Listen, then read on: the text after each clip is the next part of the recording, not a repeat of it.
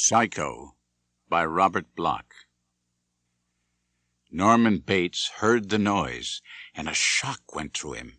It sounded as though somebody was tapping on the window pane. He looked up hastily, half prepared to rise, and the book slid from his hands to his ample lap. Then he realized that the sound was merely rain, late afternoon rain striking the parlor window. Norman hadn't noticed its coming, nor the twilight, but it was quite dim here in the parlor now, and he reached over to switch on the lamp before resuming his reading. The light shone down on his plump face, reflected from his rimless glasses, bathed the pinkness of his scalp beneath the thinning sandy hair. It was really a fascinating book. No wonder he hadn't noticed how fast the time had passed. It was The Realm of the Incas by Victor W. von Hagen, and Norman had never before encountered such a wealth of curious information. For example, this description of the Quechua, or victory dance, where the warriors formed a great circle, moving and writhing like a snake. He read, "The drum beat for this was usually performed on what had been the body of an enemy. The skin had been flayed, and the belly stretched to form a drum, and the whole body acted as a sound box, while throbbing came out of the open mouth. Grotesque, but effective." Norman smiled, then allowed himself the luxury of a comfortable shiver.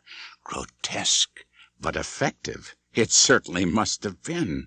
Imagine flaying a man, alive probably, and then stretching his belly to use it as a drum. For a moment, Norman could almost hear it, and then he remembered that rain has its rhythm too, and footsteps. Actually, he was aware of the footsteps without even hearing them. Long familiarity aided his senses. Whenever Mother came into the room, he didn't even have to look up to know she was there. In fact, he didn't look up. He pretended to continue his reading instead. "Norman, do you know what time it is?" He sighed and closed the book. "Why didn't you turn the sign on when it got dark? And why aren't you up at the office where you belong?" "Well, it started to rain so hard, and I didn't expect there'd be any traffic in this kind of weather. Anyway, it isn't likely anybody would be coming this way. Everyone takes the new highway." Norman heard the bitterness creeping into his voice. "I told you how it would be at the time when we got that advance tip that they were moving the highway. But you wouldn't listen. You never listen to me, do you? You make me sick." "Do I, boy?" Mother's voice was deceptively gentle, but that didn't fool Norman. Not when she called him boy. 40 years old, and she called him boy. "Do I, boy?" she repeated even more softly. "I make you sick, eh? Well, I think not. No, boy, I don't make you sick. You make yourself sick. Never had the gumption to leave home, never had the gumption to go out and get yourself a job, or join the army, or even find yourself a girl." "You wouldn't let me." "That's right, Norman. I wouldn't let you. But if you were half a man, you would have gone your own way." He clutched at the book now and tried to focus his eyes on it. Maybe if he ignored her and pretended to be calm. But it didn't work. "Look at yourself," she was saying, the drum going boom, boom, boom, and the sound reverberating from the mangled mouth. "I know why you didn't bother to switch on the sign. I know why you haven't even gone up to open the office tonight. You didn't really forget. It's just that you don't want anyone to come. You hope they won't come." "All right," he muttered. "I admit it. I hate running a motel. Always have." "It's more than that, boy. You hate people, because really you're afraid of them, aren't you? Rather snuggle up in a chair under the lamp and read." "There's a lot worse things I could be doing. You always told me that yourself. At least I never went out and got into trouble. Isn't it better to improve my mind?" "Improve your mind? Ha! I know the sort of thing you read. Trash, and worse than trash. This happens to be a history of the Inca civilization. I'll just bet it is, and I'll just bet it's crammed full with nasty bits about those dirty savages, like the one you had about the South Seas. You can read all the books in the world, and you'll still be the same.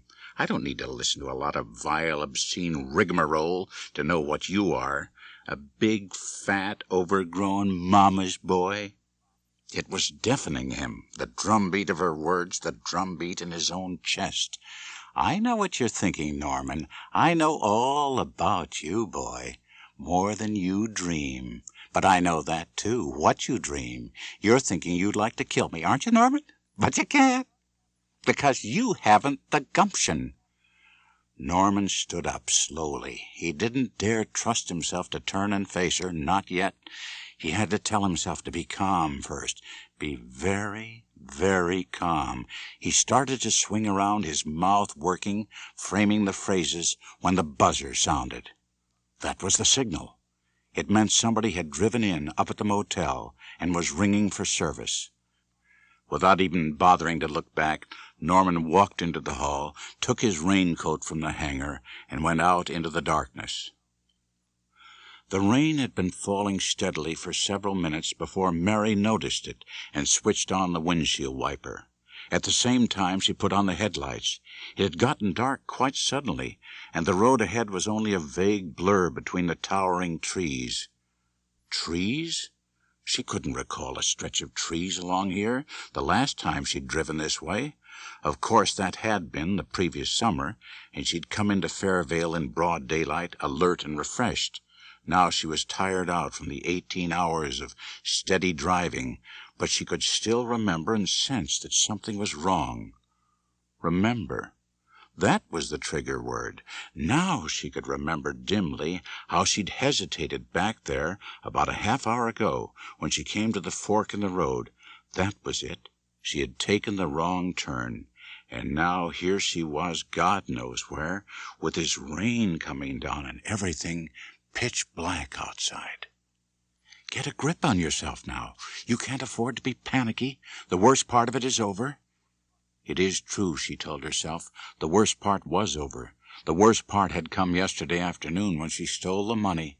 She had been standing in Mr. Lowry's office when old Tommy Cassidy hauled out that big green bundle of bills and put them down on the desk. 36 thousands and 8 500s added up to $40,000. Tommy Cassidy had put them down just like that, fanning them casually as he announced he was closing the deal and buying a house as his daughter's wedding present. Mr. Lowry pretended to be just as casual as he went through the business of signing the final papers. But after old Tommy Cassidy went away, Mr. Lowry got a little bit excited. He scooped up the money, put it into a big brown manila No. 10 envelope, and sealed the flap. Mary noticed how his hands were trembling. "Here," he said, handing her the money. "Take it over to the bank. It's almost 4 o'clock, but I'm sure Gilbert will let you make a deposit." He paused, staring at her. "What's the matter, Miss Crane? Don't you feel well?" Maybe he had noticed the way her hands trembled, now that she was holding the envelope, but it didn't matter. She knew what she was going to say, even though she was surprised when she found herself actually saying it. "I seem to have one of my headaches, Mr. Lowry. As a matter of fact, I was just going to ask if it was all right if I took the rest of the afternoon off." Mr. Lowry smiled at her. He was in good humor, and why wouldn't he be? 5% of 40,000 was $2,000. He could afford to be generous. "Of course, Miss Crane, you just make this deposit and then run along home." You don't get that kind of opportunity every day of your life. In fact, when you come right down to it, some people don't seem to get any opportunities at all. Mary Crane had waited over 27 years for hers. The opportunity to go on to college had vanished at 17 when Daddy was hit by a car. Mary went to business school for a year instead, and then settled down to support Mom and her kid sister Lila. The opportunity to marry disappeared at 22 when Dale Belter was called up to serve his hitch in the Army. Pretty soon he was stationed in Hawaii, and before long he began mentioning this girl in his letters, and then the letters stopped coming. When she finally got the wedding announcement, she didn't care anymore. Besides, Mom was pretty sick by then. It took her 3 years to die while Lila was off at school. Mary had insisted that Lila go to college, come what may, but that left her carrying the whole load, between holding down a job at the Lowry agency all day and sitting up with Mom half the night. There wasn't time for anything else, not even time to note the passing of time. But then Mom had the final stroke, and there was the business of the funeral, and Lila coming back from school and trying to find a job, and all at once there was Mary Crane looking at herself in the big mirror and seeing this drawn, contorted face peering back at her. Lila had been wonderful, and even Mr. Lowry helped out by seeing to it that the house was sold right away. By the time the estate was settled, they had about $2,000 in cash left over. Lila got a job in a record shop downtown, and they moved into a small apartment together. "Now you are going to take a vacation," Lila told her, "a real vacation. No, don't argue about it. You've kept this family going for 8 years, and it's about time you had a rest. I want you to take a trip, a cruise maybe." So Mary took the SS Caledonia, and after a week or so in the Caribbean waters, the drawn, contorted face had disappeared from the mirror of her stateroom. She looked like a young girl again. Well, certainly not a day over 22, she told herself, and, what was more important still, a young girl in love. Sam Loomis was a good 10 years older than Dale Belter had been, and pretty much on the quiet side, but she loved him. It looked like the first real opportunity of all, until Sam explained a few things. There was this hardware store in the little town called Fairvale up north. Sam inherited the business, plus about $20,000 in debts. Sam's father had never told him about his little side investments in the market or the racetrack, but there it was. There were only 2 choices: go into bankruptcy or try and work off the obligations. Sam Loomis chose the latter course. "It's a good business," he explained. "I'll never make a fortune, but with any kind of decent management there's a steady $8,000 or $10,000 a year to be made. Got over $4,000 paid off already. I figure another couple of years and I'll be clear." "But I don't understand. If you're in debt, then how can you afford to take a trip like this?" Sam grinned at her. "I won it in a contest. I tried to settle for a cash deal instead, but they wouldn't go for it. Trip or nothing. Well, this is a slack month, and I've got an honest clerk working for me. I figured I might as well take a free vacation. So here I am, and here you are." He grinned and then sighed. "Oh, I wish it was our honeymoon. Sam, why couldn't it be? I mean—" But he sighed again and shook his head. "We'll have to wait. It may take 2-3 years before everything is paid off." "I don't want to wait. I don't care about money. I could quit my job, work in your store, and sleep in it too, the way I do. I'm sorry, but when we get married, I want us to have a decent home, nice things. That costs money. It isn't easy, and it isn't pleasant, but I know what I want, and I can't settle for less. So you'll just have to be patient, darling." So she was patient, but not until she learned that no amount of further persuasion, verbal or physical, would sway him. When the cruise ended, she went back to the Lowry agency and watched old man Lowry take his steady 5% on every sale he made. Mary hated him, and she hated a lot of the buyers and sellers he did business with, because they were rich too. So she took the money, and subconsciously she must have been daydreaming about just such an opportunity for a long, long time, because now everything seemed to fall into place as though part of a preconceived plan. It was Friday afternoon. The banks would be closed tomorrow, and that meant Lowry wouldn't get around to checking on her activities until Monday, when she didn't show up at the office. Better still, Lila had departed early in the morning for Dallas. She did all the buying for the record shop now. And Lila wouldn't be back until Monday either. Mary drove right to the apartment and packed, not everything, just her best clothes in the suitcase and the small overnight bag.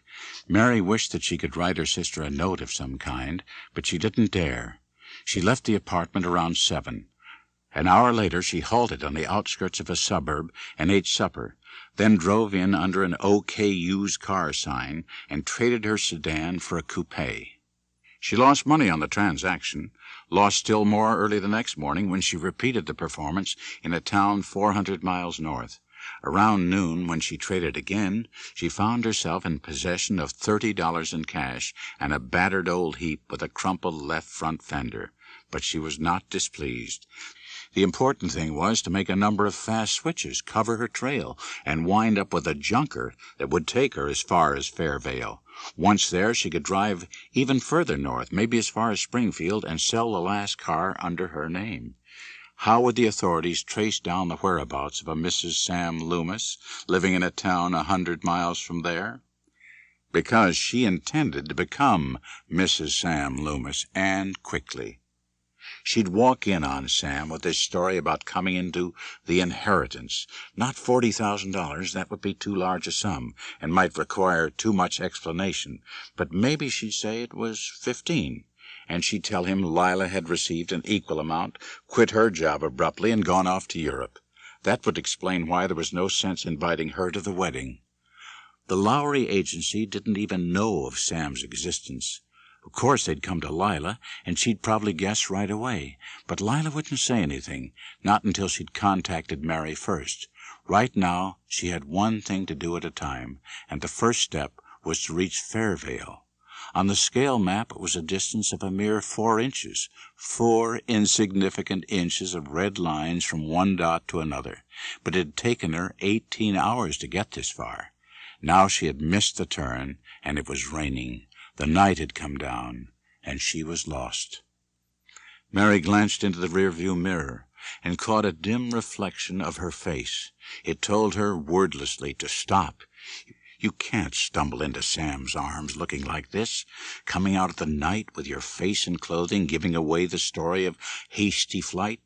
The thing to do was stay over somewhere tonight, get a decent rest, and arrive in Fairvale tomorrow morning alert and refreshed. Mary nodded to herself, resisting the impulse to close her eyes, and then jerked erect, scanning the side of the road through the blur of rain-swept darkness. That's when she saw the sign, set beside the driveway which led to the small building off on the side. Motel. Vacancy. The sign was unlit, but maybe they'd forgotten to switch it on.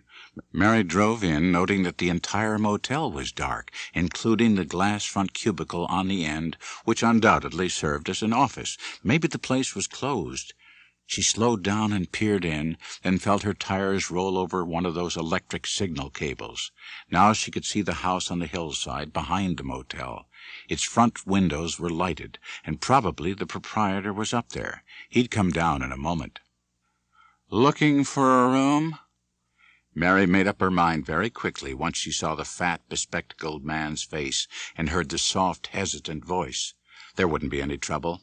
She nodded and climbed out of the car, feeling the ache in her calves as she followed him to the door of the office. He unlocked it, stepped inside the cubicle, and switched on the light.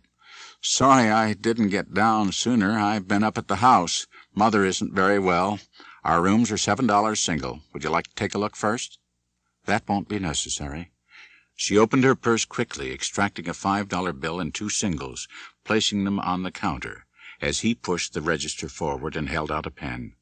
For a moment she hesitated, then wrote a name, Jane Wilson, and an address, San Antonio, Texas. She couldn't very well do anything about the Texas plates on the car. "I'll get your bags," he said, and came round the counter. She followed him outside again. The money was in the glove compartment, and she'd locked the car, and nobody would disturb it. He carried the bags over to the door of the room next to the office. "Nasty weather," he said, standing aside as she entered. "Have you been driving long?" "All day." He pressed a switch, and the bedside lamp blossomed and sent forth yellow petals of light. "Everything all right?"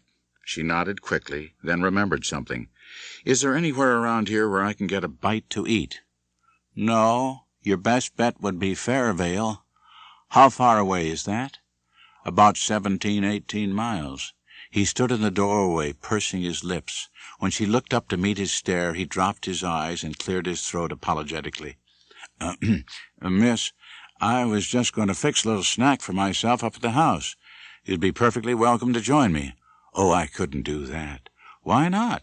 "No trouble at all. Mother's gone to bed, and she won't be doing any cooking. I was only going to get out some cold cuts and make some coffee, if that's all right with you."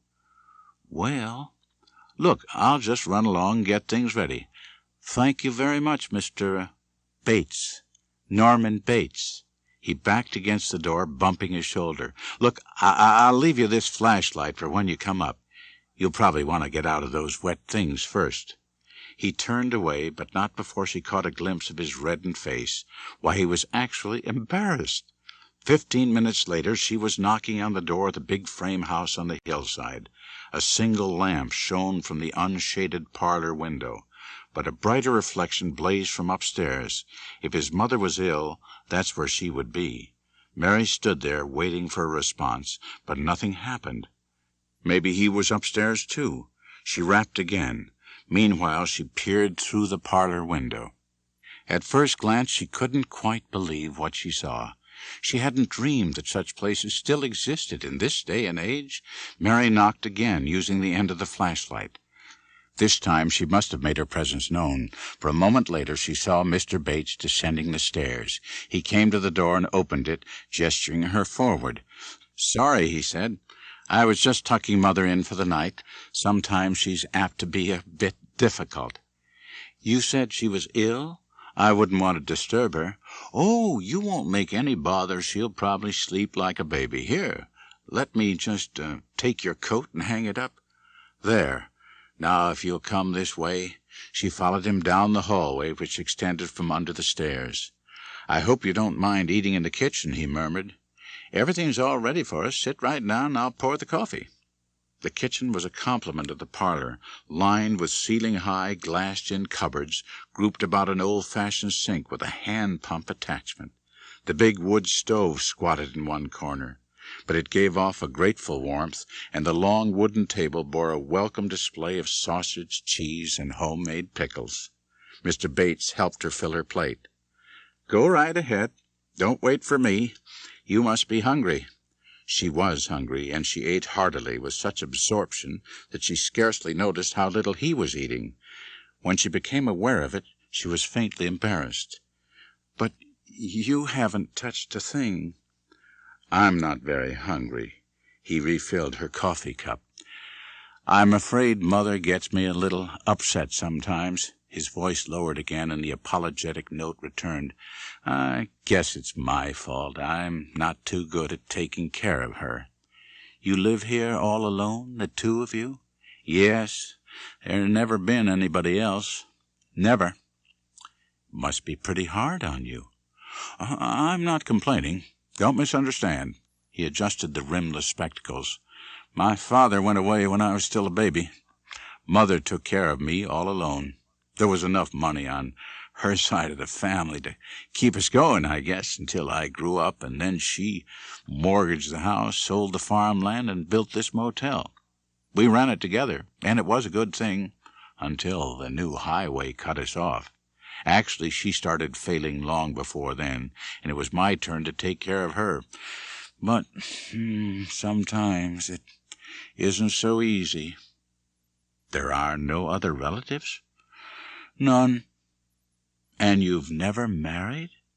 His face reddened, and he glanced down at the checkered tablecloth. Mary bit her lip. "I'm sorry. I didn't mean to ask personal questions." "Oh, that's all right."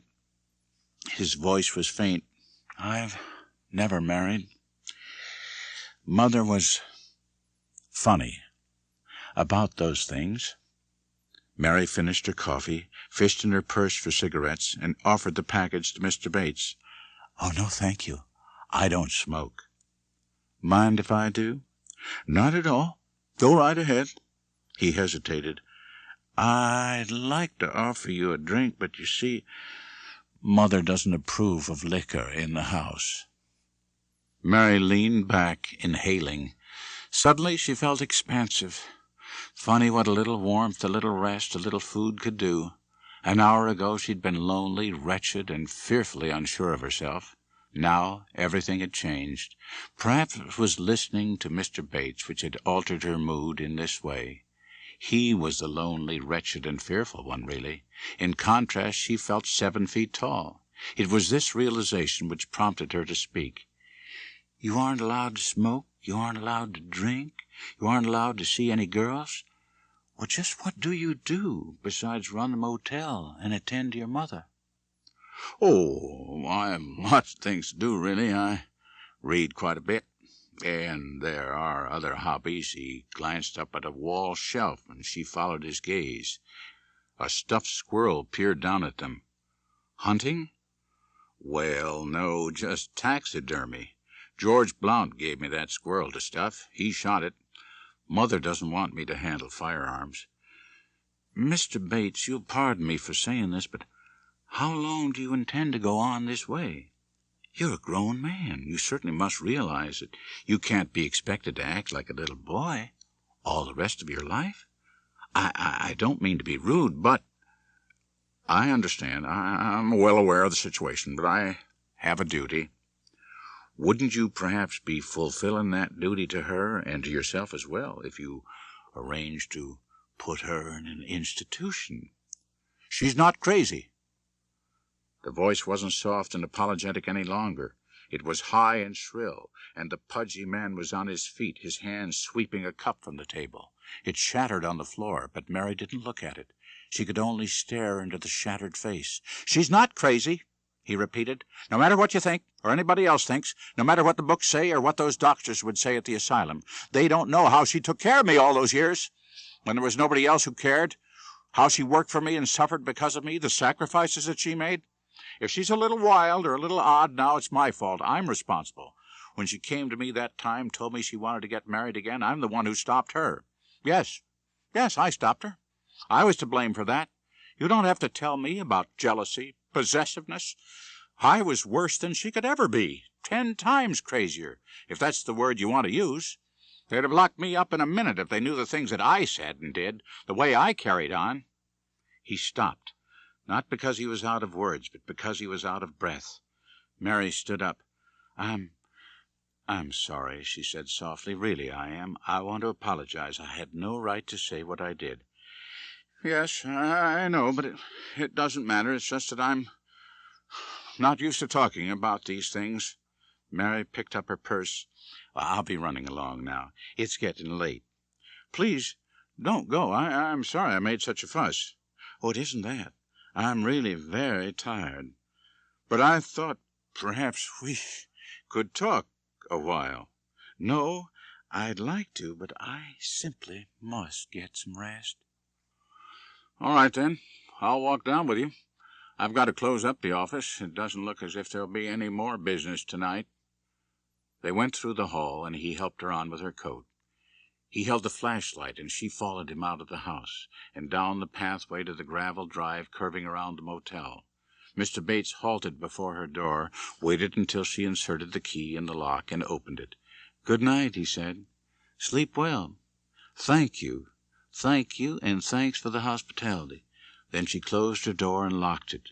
She could hear his retreating footsteps, then the telltale click as he entered the office next door. She didn't hear him when he left. Her attention had been immediately occupied by the duty of unpacking. All at once she didn't feel 7 feet tall any more. Or was the change really so sudden? Hadn't it started when Mr. Bates got so hysterical back there at the house? What was it he had said which really deflated her? I think perhaps all of us go a little crazy at times. Mary cleared a place for herself on the bed and sat down. Yes, it was true. All of us do go a little crazy at times, just as she'd gone crazy yesterday afternoon when she saw that money on the desk. And she'd been crazy ever since. She must have been crazy to think that she could get away with what she planned. Maybe she could manage to throw off the police, but Sam would ask questions. And then there was Lila. Suppose she reacted as Mary had anticipated, came to her without going to the police, even consented to remain silent in the future because of a sense of obligation. The fact remained that she'd know, and there'd be complications. No, the whole thing was crazy, and it was too late to do anything about it now. Or was it? Suppose she got herself some sleep, a good long 10 hours of sleep. Tomorrow was Sunday. If she left here about 9 and drove straight through, she could be back in town Monday morning early. Sure, she'd be dead tired, but it wouldn't kill her, and nobody would ever know. There was the matter of the car, of course. That would take some explaining, for Lila's benefit. Maybe she could tell her that she started out for Fairvale intending to surprise Sam over the weekend. The car broke down and she had to have it towed away. The dealer said it would need a new engine, so she decided to junk it, take this old heap instead, and come back home. Yes, that would sound reasonable. Of course, when she figured everything up, this trip would actually cost her about $700. That's what the car had been worth. But the price was worth paying. Mary stood up. She'd do it. And all at once she was 7 feet tall again. It was that simple. She giggled. It was nice to be 7 feet tall, but the question was, would she be able to fit inside the shower stall? And that's what she was going to do right now, take a nice, long, hot shower. She stepped into the bathroom, kicking off her shoes, stooping to slip her stockings off. Then she raised her arms, pulled the dress over her head, tossed it into the next room. It missed the bed, but she didn't care. She unhooked her bra, swung it in an arc, and let it sail. Now the panties. For a moment she stood before the mirror set in the door. Mary giggled again. Then she executed an amateurish bump and grind, tossing her image a kiss, and received one in return. After that, she stepped into the shower stall. The water was hot, and she had to add a mixture from the cold faucet. Finally, she turned both faucets on, full force, and let the warmth gush over her. The roar was deafening, and the room was beginning to steam up. That's why she didn't hear the door open, or note the sound of footsteps. And at first, when the shower curtains parted, the steam obscured the face. Then she did see it there, just a face, peering through the curtains, hanging in mid-air like a mask. A headscarf concealed the hair, and the glassy eyes stared inhumanly. But it wasn't a mask. It couldn't be. The skin had been powdered dead white, and 2 hectic spots of rouge centered on the cheekbones. It wasn't a mask. It was the face of a crazy old woman. Mary started to scream, and then the curtains parted further, and a hand appeared, holding a butcher knife. It was the knife that a moment later cut off her scream and her head. The minute Norman got inside the office, he started to tremble. It was the reaction, of course. Too much had happened, and too quickly. He couldn't bottle it up any longer. Bottle. That's what he needed. A drink. He'd lied to the girl, of course. It was true Mother wouldn't allow liquor in the house, but he did drink. He kept a bottle down here at the office. Norman remembered to pull down the Venetian blinds and swish off the sign outside. There. That did it. Closed for the night. Nobody would notice the dim light of the desk lamp now that the blinds were down. He tilted the pint back and drank, closing his eyes as he did so. The whiskey burned, and that was good. Let it burn away the bitterness. The warmth crept down his throat, exploded in his stomach. Maybe another drink would burn away the taste of fear. It had been a mistake to invite the girl up to the house. Norman knew that the moment he'd opened his mouth. But she was so pretty, and she looked so tired and forlorn. He knew what it was to be tired and forlorn with nobody to turn to, nobody who'd understand. He'd gone back to the house and told Mother he was having company. He'd marched right up to the bedroom and announced it, just as much to say, I dare you to do something about it. It was the wrong thing to do. She practically had hysterics. She was hysterical, the way she carried on, the things she said. If you bring her here, I'll kill her. I'll kill the bitch. The whiskey burned. His third drink, but he needed it, just to steady his nerves. And this time, it worked. His hand wasn't trembling anymore. He wasn't afraid. Not if he thought about the girl. Funny, when he actually saw her, he had this terrible feeling of, what was the word? Something. Importance. No, that wasn't it. Well, it didn't matter. When he was with the girl, he felt that way, but not now. Now he could do anything, and there were so many things he wanted to do with a girl like that. He wished she would have stayed and talked more. As it was, maybe he'd never see her again. Tomorrow she'd be gone. Gone forever. Jane Wilson of San Antonio, Texas. He could fall in love with a girl like that. Yes, he could. After just seeing her a single time. It was nothing to laugh at, but she'd laugh probably. That's the way girls were. They always laughed because they were bitches. Mother was right. They were bitches. But you couldn't help yourself, not when a bitch was as lovely as this one was, and you knew you would never see her again. You had to see her again. If you were any kind of a man, you'd have told her so when you were in her room. You'd have brought in the bottle and offered her a drink, drunk with her, and then you'd carry her over to the bed and... No, you wouldn't. Not you, because you're impotent. That's the word you couldn't remember, isn't it? Impotent. Norman took another drink, just a sip. He could feel the wetness trickle down the side of his chin. He must be drunk. All right, he was drunk. What did it matter? As long as Mother didn't know, as long as the girl didn't know, it would be all a big secret. Impotent, was he? Well, that didn't mean he couldn't see her. Couldn't see her again. He was going to see her right now. Norman bent forward across the desk, his head inclined and almost touching the wall. He'd heard more sounds, and from long experience he knew how to interpret them. The girl had kicked off her shoes. Now she was coming into the bathroom. He reached out his hand. He was going to tilt the framed license on the wall to one side and peek through the little hole he'd drilled so long ago. Nobody else knew about the little hole, not even Mother. Most certainly not Mother. It was his secret. The little hole was just a crack in the plaster on the other side, but he could see through it into the lighted bathroom. She was in the bathroom now, standing there facing the wall. Now she stooped, sliding down her stockings, and as she straightened up, yes, she was going to do it. The dress was coming off over her head. He could see the bra and panties. She mustn't stop now. She mustn't turn away. But she did turn away, and Norman almost called out to her, "Come back here, you bitch!" But he remembered just in time, and then he saw that she was unhooking her bra in front of the door mirror, and he could see, except that the mirror was all wavy lines and lights and made him dizzy. It was hard to make out anything until she stepped a little to one side.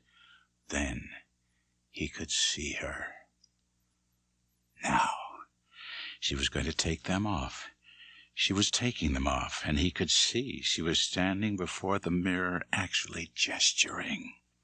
He wanted to scream at her to stop because this was an evil, perverted thing she was doing, and she must stop before he became evil and perverted too. Suddenly, she was gone. There was only the roaring. It welled up, shaking the wall, drowning out the words and the thoughts. It was coming from inside his head, and he fell back in the chair. "I'm drunk," he told himself. "I'm passing out." But that was not entirely so. The roaring continued, and somewhere inside it he heard another sound. The office door was opening. How could that be? He'd locked it, hadn't he? And he still had the key. If only he'd open his eyes, he could find it. But he couldn't open his eyes. He didn't dare. Because now he knew Mother had a key, too. She had a key to her room, she had a key to the house, she had a key to the office, and she was standing there now, looking down at him. He hoped she would think that he had just fallen asleep. What was she doing here, anyway? Had she heard him leave with the girl, come down to spy on him? Then she was gone. She'd turned around without saying anything and gone out. There was nothing to be afraid of. She'd come to protect him from the bitches. Yes, that was it. She'd come to protect him. Whenever he needed her, Mother was there. And now he could sleep. Norman came to with a start, jerking his head back. God, it ached. He'd passed out there in the chair, actually passed out. No wonder everything was pounding, roaring. Roaring? He'd heard the same sound before. How long ago? An hour? 2 hours? Now he recognized it. The shower was going next door. That was it. The girl had gone into the shower. But that had been so long ago, she couldn't still be in there, could she? He reached forward, tilted the framed license on the wall. His eyes squinted and then focused on the brightly lit bathroom beyond. It was empty. He couldn't see into the shower stall on the side. Anyway, there didn't seem to be anything wrong. The bathroom was in order. Norman scanned it once again, then noticed the floor.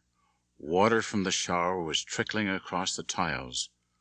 Or was it water? Water isn't pink. Water doesn't have tiny threads of red in it, tiny threads of red like veins.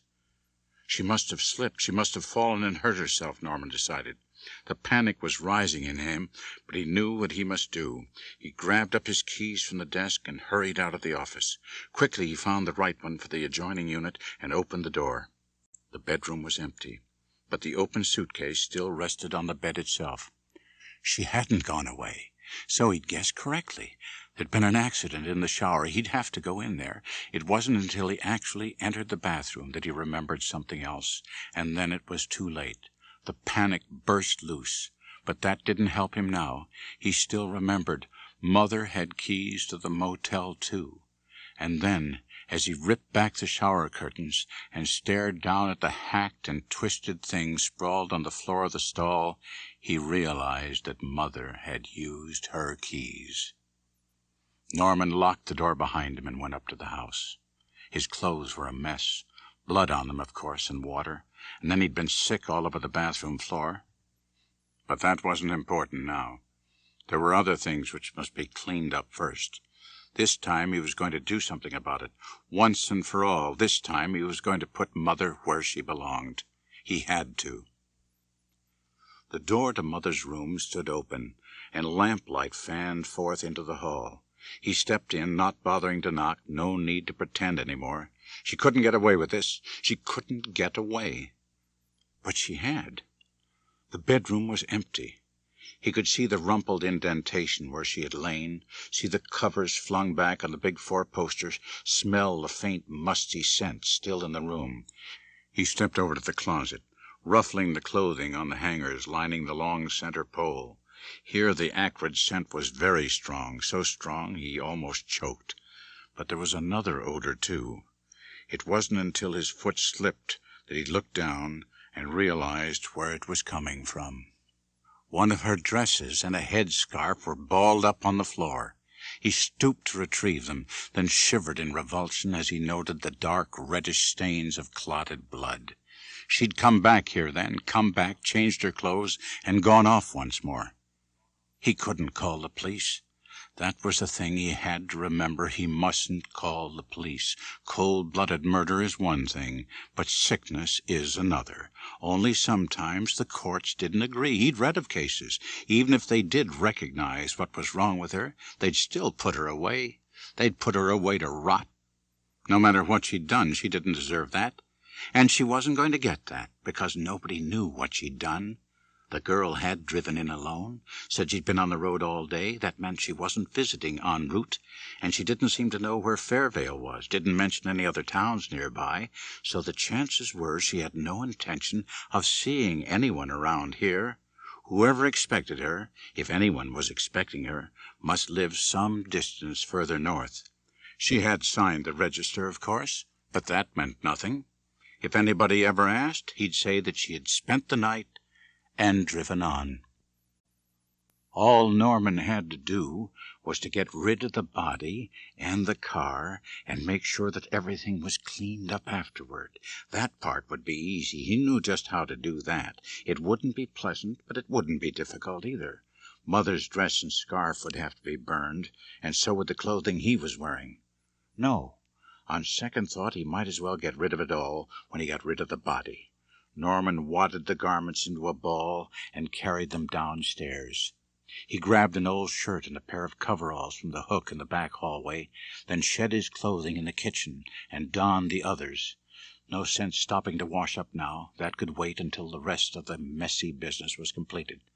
Norman went down into the basement and opened the door of the old fruit cellar.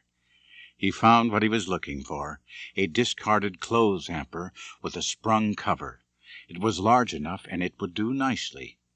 Calmly he took an old oilcloth from the table near the cellar stairs. Calmly he went back upstairs, snapped off the kitchen light, snapped off the hall light, and let himself out of the house in darkness, carrying the hamper with the oilcloth on top. It was harder to be calm here in the dark, harder not to think about 101 things that might go wrong. Mother had wandered off. Where? Had she actually run away, or was she merely in a daze? Maybe she'd gone down past the woods back of the house, along the narrow 10-acre strip of their land, which stretched off into the swamp. Wouldn't it be better to search for her first? Norman sighed and shook his head. He couldn't afford the risk, not while that thing still sprawled in the shower stall back at the motel. Leaving it there was even more risky. He'd had the presence of mind to turn off all the lights, both in the office and in her room, before leaving. But even so, one never knew when some night owl might show up and nose around looking for accommodations. He stumbled along in the pitch blackness of moonless midnight. Norman was very grateful when he finally opened the door of the girl's room and eased the hamper inside, then set it down and switched on the light. The soft glow reassured him for a moment, until he remembered what the light would reveal when he went into the bathroom. He stood in the center of the bedroom now and began to tremble. No, I can't do it. I can't look at her. I won't go in there. I won't. But you have to. There's no other way. And stop talking to yourself. But he couldn't hold back his nausea, his dizziness, and his dry, convulsive retching when it actually came to going into the shower stall and doing what must be done there. He found the butcher knife almost at once. It was under the torso. He dropped that into the hamper immediately. There was an old pair of gloves in his coverall pockets. He had to put them on before he could bring himself to touch the rest. The head was the worst. Nothing else was severed, only slashed, and he had to fold the limbs before he could wrap the body in the oilcloth and crowd it down into the hamper on top of the clothing. Then it was done, and he slammed the lid shut. That still left the bathroom and the shower stall itself to be cleaned up, but he'd deal with that part of the job when he came back. Now he had to lug the hamper out into the bedroom, then put it down while he found the girl's purse and ransacked it for the car keys. He was sweating long before he managed to open the trunk of the car and place the hamper inside, sweating not with exertion, but with fear.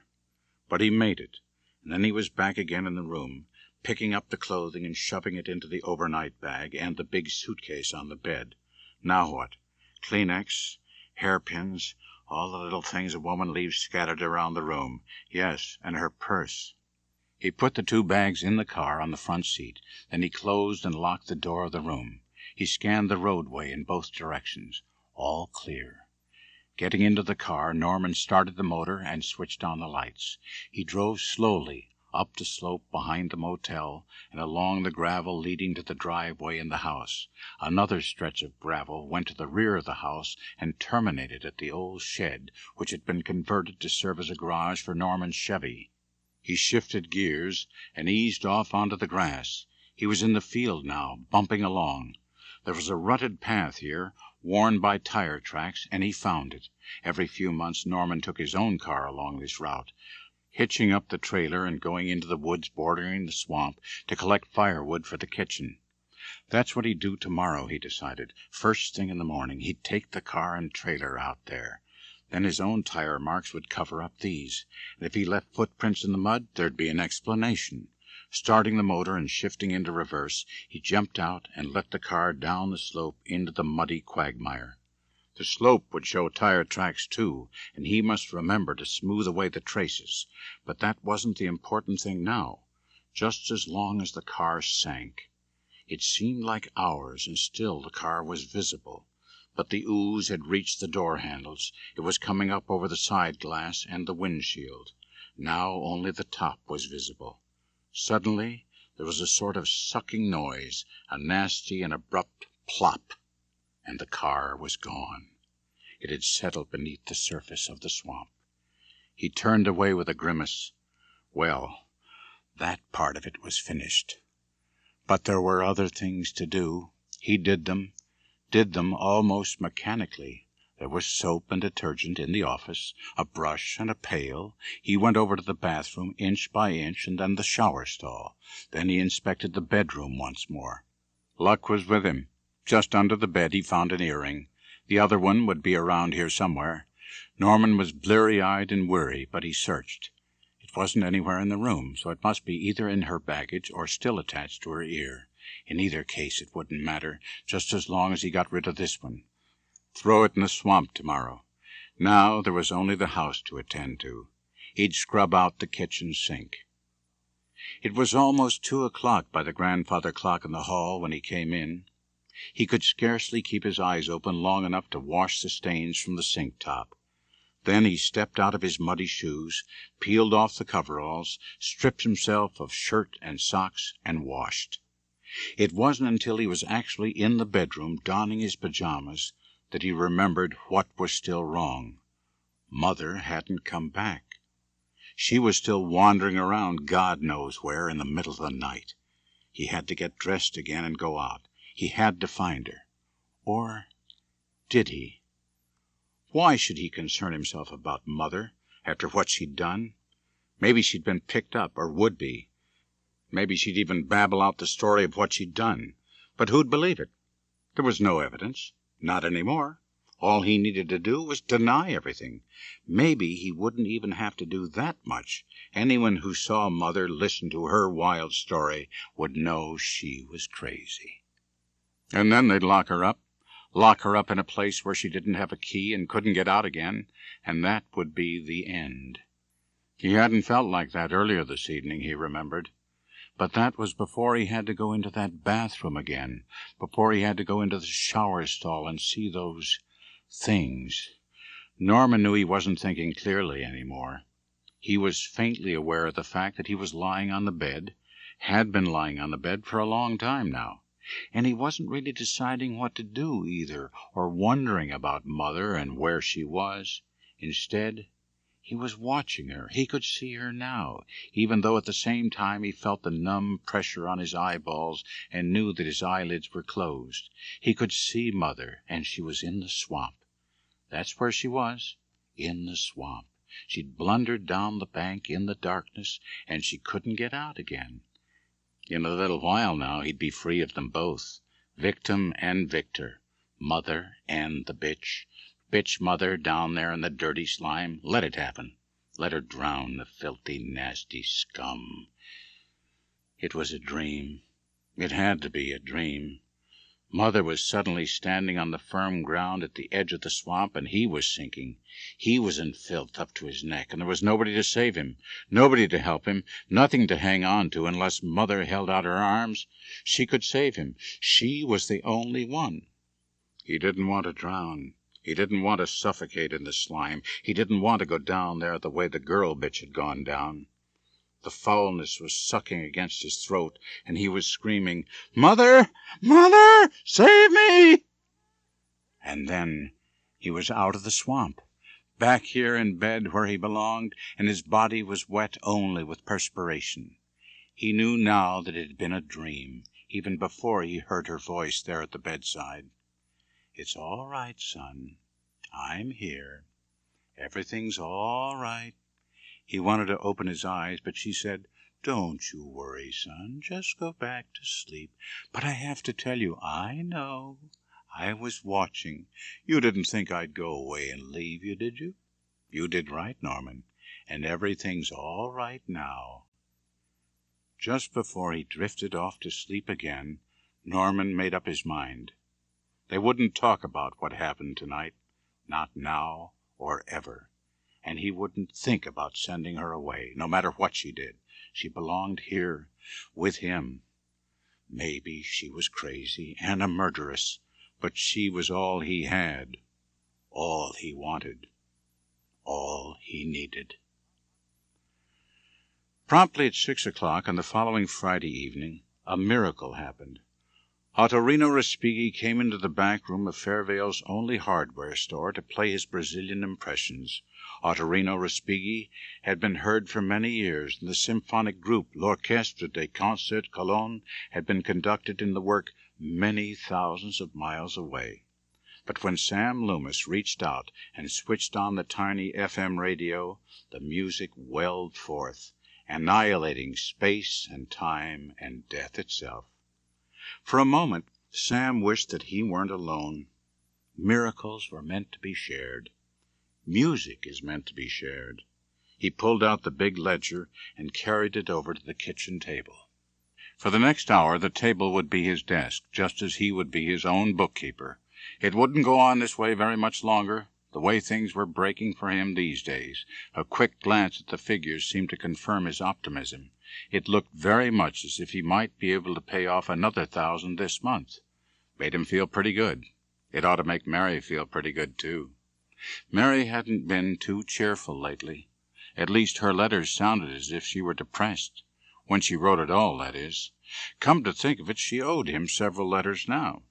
He'd written her again last Friday, and still no reply. Maybe he ought to take off a few days next week, leave Summerfield in charge here, and take a run down to see her. Just drop in and surprise her, cheer her up. Why not? Things were very slack at the moment, and Bob could handle the store alone. Sam sighed. Sometimes he almost wondered if they hadn't made a mistake when they planned ahead. After all, what did they really know about each other? Aside from the companionship of the cruise and the 2 days Mary had spent here last year, they'd never been together. There were letters, of course, but maybe they just made things worse, because in the letters Sam had begun to find another Mary, a moody, almost petulant personality, given to likes and dislikes so emphatic they were almost prejudices. He shrugged. What had come over him? Was it the morbidity of the music? All at once he felt tension in the muscles at the back of his neck. He listened intensely, trying to isolate the instrument, pinpoint the phrase that had triggered his reaction. Something was wrong, something he sensed, something he could almost hear. Sam rose, pushing back his chair. He could hear it now, a faint rattling from up front. Of course, that's all it was. He had heard something to bother him. Somebody was rattling the knob of the front door. Sam turned and went into the store, hurrying down the dim aisle. The blind had been pulled down on the front door, but he could hear the agitated rattling very plainly now. Sam fumbled in his pocket, pulling out his key ring. "All right," he called. "I'm opening up." And he did so deftly, swinging the door back without withdrawing the key. She stood there in the doorway, silhouetted against the street lamp's glow from the curbing outside. For a moment the shock of recognition held him immobile. Then he stepped forward, and his arms closed around her. "Mary," he murmured. His mouth found hers gratefully, greedily, and then she was stiffening. She was pulling away. What was wrong? "I'm not Mary," she gasped. "I'm Lila." "Lila? The kid, I mean? Mary's sister?" She nodded. As she did so, he caught a glimpse of her face in profile, and the lamplight glinted on her hair. It was brown, much lighter than Mary's. Now he could see the difference in the shape of the snub nose, the higher angle of the broad cheekbones. She was a trifle shorter, too, and her hips and shoulders seemed slimmer. "I'm sorry," he muttered. "It's this light." "That's all right." Her voice was different, too, softer and lower. "Come inside, won't you?" "Well," she hesitated, glancing down at her feet, and then Sam noticed the small suitcase on the sidewalk. "Here, let me take this for you." He scooped it up. As he passed her in the doorway, he switched on the rear light. "My room is in the back," he told her. "Follow me." She trailed after him in silence. Not quite silence, because Respighi's tone poem still resounded from the radio. "You want me to leave it on, or do you want to talk?" he asked. "Turn it off. We'd better talk." He nodded, bent over the set, then faced her. "Sit down," he invited. "Take off your coat." "Thanks. I don't intend to stay long. I've got to find a room." "You're here on a visit?" "Just overnight. I'll probably leave again in the morning. And it isn't exactly a visit. I'm looking for Mary." "Looking for—" Sam stared at her. "But what would she be doing here?" "I was hoping that you could tell me that." "But how could I? Mary isn't here." "Was she here? Earlier this week, I mean?" "Of course not. Why, I haven't seen her since she drove up last summer." Sam sat down on the sofa bed. "What's the matter, Lila? What's this all about?" "I wish I knew." She avoided his gaze, lowering her lashes and staring at her hands. "Please," he said, "tell me." Lila looked up suddenly, her wide hazel eyes searching his. "You weren't lying when you said Mary hadn't been here?" "No, it's the truth. I haven't even heard from her these past few weeks. I was beginning to get worried. Then you came bursting in here, and—" His voice broke. Tell me." "All right. I believe you, but there isn't much to tell. I haven't seen Mary since a week ago last night at the apartment. That's the night I left for Dallas. I spent the weekend and took a train back up late Sunday night. I got in early Monday morning. Mary wasn't at the apartment. At first I wasn't concerned. Maybe she'd left early for work. But she usually called me sometime during the day, and when she didn't phone by noon, I decided to call her at the office. Mr. Lowry answered the phone. He said he was just getting ready to call me and see what was wrong. Mary hadn't come in that morning. He hadn't seen her or heard from her since the middle of Friday afternoon." "Wait a minute," Sam said slowly. "Let me get this straight. Are you trying to tell me that Mary has been missing for an entire week?" "I'm afraid so."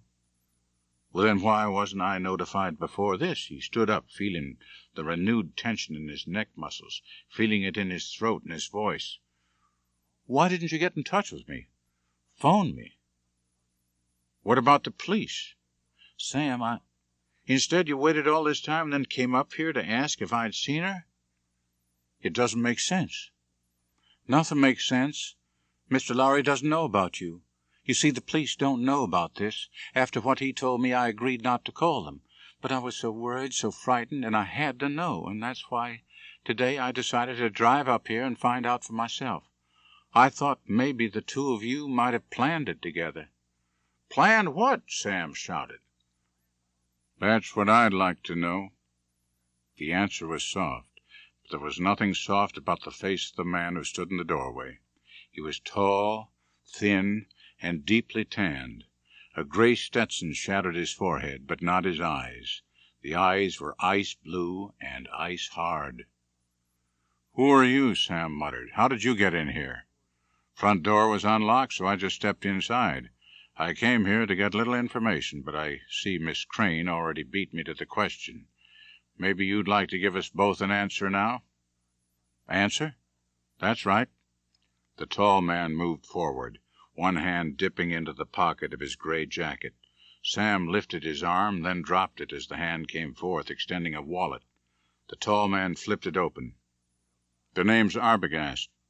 Milton Arbogast, licensed investigator representing Parity Mutual. We carry a bonding policy on the Lowry agency your girlfriend worked for. That's why I'm here now. I want to find out what you two did with the $40,000. The gray Stetson was on the table now, and the gray jacket was draped over the back of one of Sam's chairs. Arbogast snubbed his third cigarette in the ashtray and immediately lighted another. "All right," he said. "So you didn't leave Fairvale any time during the past week. I'll buy that, Loomis. Of course, that doesn't prove Mary Crane hasn't been to see you." Sam sighed. "But she didn't. Look, you heard what Lila here just told you. I haven't even heard from Mary for weeks. I wrote her a letter last Friday, the very day she's supposed to have disappeared. Why would I do a thing like that if I knew she was going to come here? To cover up, of course. Very smart move." Arbogast exhaled savagely. Sam rubbed the back of his neck. "I'm not that smart at all. I didn't know about the money. The way you've explained it, not even Mr. Lowry knew in advance that somebody was going to bring him $40,000 in cash on Friday afternoon. Certainly Mary didn't know. How could we possibly plan anything together? She could have phoned you from a pay station after she took the money on Friday night and told you to write her." "Check with the phone company," Sam answered wearily. "You'll find I haven't had any long-distance calls for a month." Arbogast nodded. "So she didn't phone you. She drove straight up, told you what happened, and made a date to meet you later after things cooled down." Lila bit her lip. "My sister's not a criminal. You don't have any right to talk about her that way. You have no real proof that she took the money. Maybe Mr. Lowry took it himself. Maybe he cooked up this whole story just to cover up." "Sorry," Arbogast muttered. "I know how you feel, but you can't make him your patsy. Unless the thief is found, tried, and convicted, our company doesn't pay off, and Lowry is out the $40,000, so he couldn't profit from the deal in any way. Besides, you're overlooking obvious facts. Mary Crane is missing. She has been missing ever since the afternoon she received that money. She didn't take it to the bank. She didn't hide it in the apartment. But it's gone. And her car is gone, and she's gone. Again, a cigarette died and was interred in the ashtray. It all adds up. Lila began to sob softly. No, it doesn't. You should have listened to me when I wanted to call the police. Instead, I let you and Mr. Lowry talk me out of it, because you said you wanted to keep things quiet, and maybe if we waited, Mary would decide to bring the money back. You wouldn't believe what I said, but I know now that I was right. Mary didn't take that money. Somebody must have kidnapped her. Somebody who knew about it. Arbogast shrugged, then rose wearily and walked over to the girl. He patted her shoulder. Listen, Miss Crane, we went through this before, remember? Nobody else knew about the money. Your sister wasn't kidnapped. She went home, packed her own bags, drove off in her own car, and she was alone. Didn't your landlady see her go off? So be reasonable.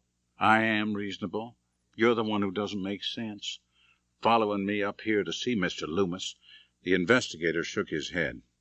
What makes you think I followed you? He asked quietly. How else did you happen to come here tonight? Outside of me, no one knew. You didn't even know Sam Loomis existed. Arbogast shook his head. I knew. Remember up at your apartment when I looked through your sister's desk? I came across this envelope. He flourished it. Why, it's addressed to me, Sam muttered, and rose to reach for it. Arbogast drew his hand away. You don't need this. There's no letter inside, just the envelope. But I can use it because it's in her handwriting. He paused. As a matter of fact, I've been using it ever since Wednesday morning when I started out for here. You started out for here on Wednesday? Lila dabbed at her eyes with a handkerchief. That's right. I wasn't following you. I was way ahead of you. The address on the envelope gave me a lead. That plus Loomis' picture in the frame next to your sister's bed. With all my love, Sam. Easy enough to figure out the connection. So I decided to put myself in your sister's place. I've just laid my hands on $40,000 in cash. I've got to get out of town fast. Where do I go? My natural impulse would be to come straight to Loverboy here. Sam hit the kitchen table so hard that the cigarette butts jumped out of the ashtray. That's about enough, he said. So far you haven't offered one word of proof to back up any of this. Arbogast fumbled for another cigarette. You want proof, eh? What do you think I've been doing back there on the road ever since Wednesday morning? That's when I found the car. You found my sister's car? Lila was on her feet. Sure. I had a funny hunch that one of the first things she'd do would be to ditch it, so I called around town to all the dealers in the used car lots, giving a description and the license number. Sure enough, it paid off. I found the place, showed the guy my credentials, and he talked. Turned out that Mary Crane made a fast trade with him on Friday night just before closing time. Took a hell of a beating on the deal, too. But I got all the information on the title and a full description of the heap she drove out with. Heading north. So I headed north, too. But I couldn't go very fast. I was playing one hunch, that she'd stick to the highway because she was coming here. Probably drive straight through the first night. So I drove straight through for 8 hours. Then I spent a lot of time around Oklahoma City checking motels along the highway and used car places on the road. I figured she might switch again just to be on the safe side.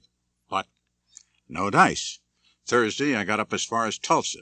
Same routine, same results. It wasn't until this morning when the needle turned up in the haystack. Another lot, another dealer, just north of there. She made the second trade early last Saturday.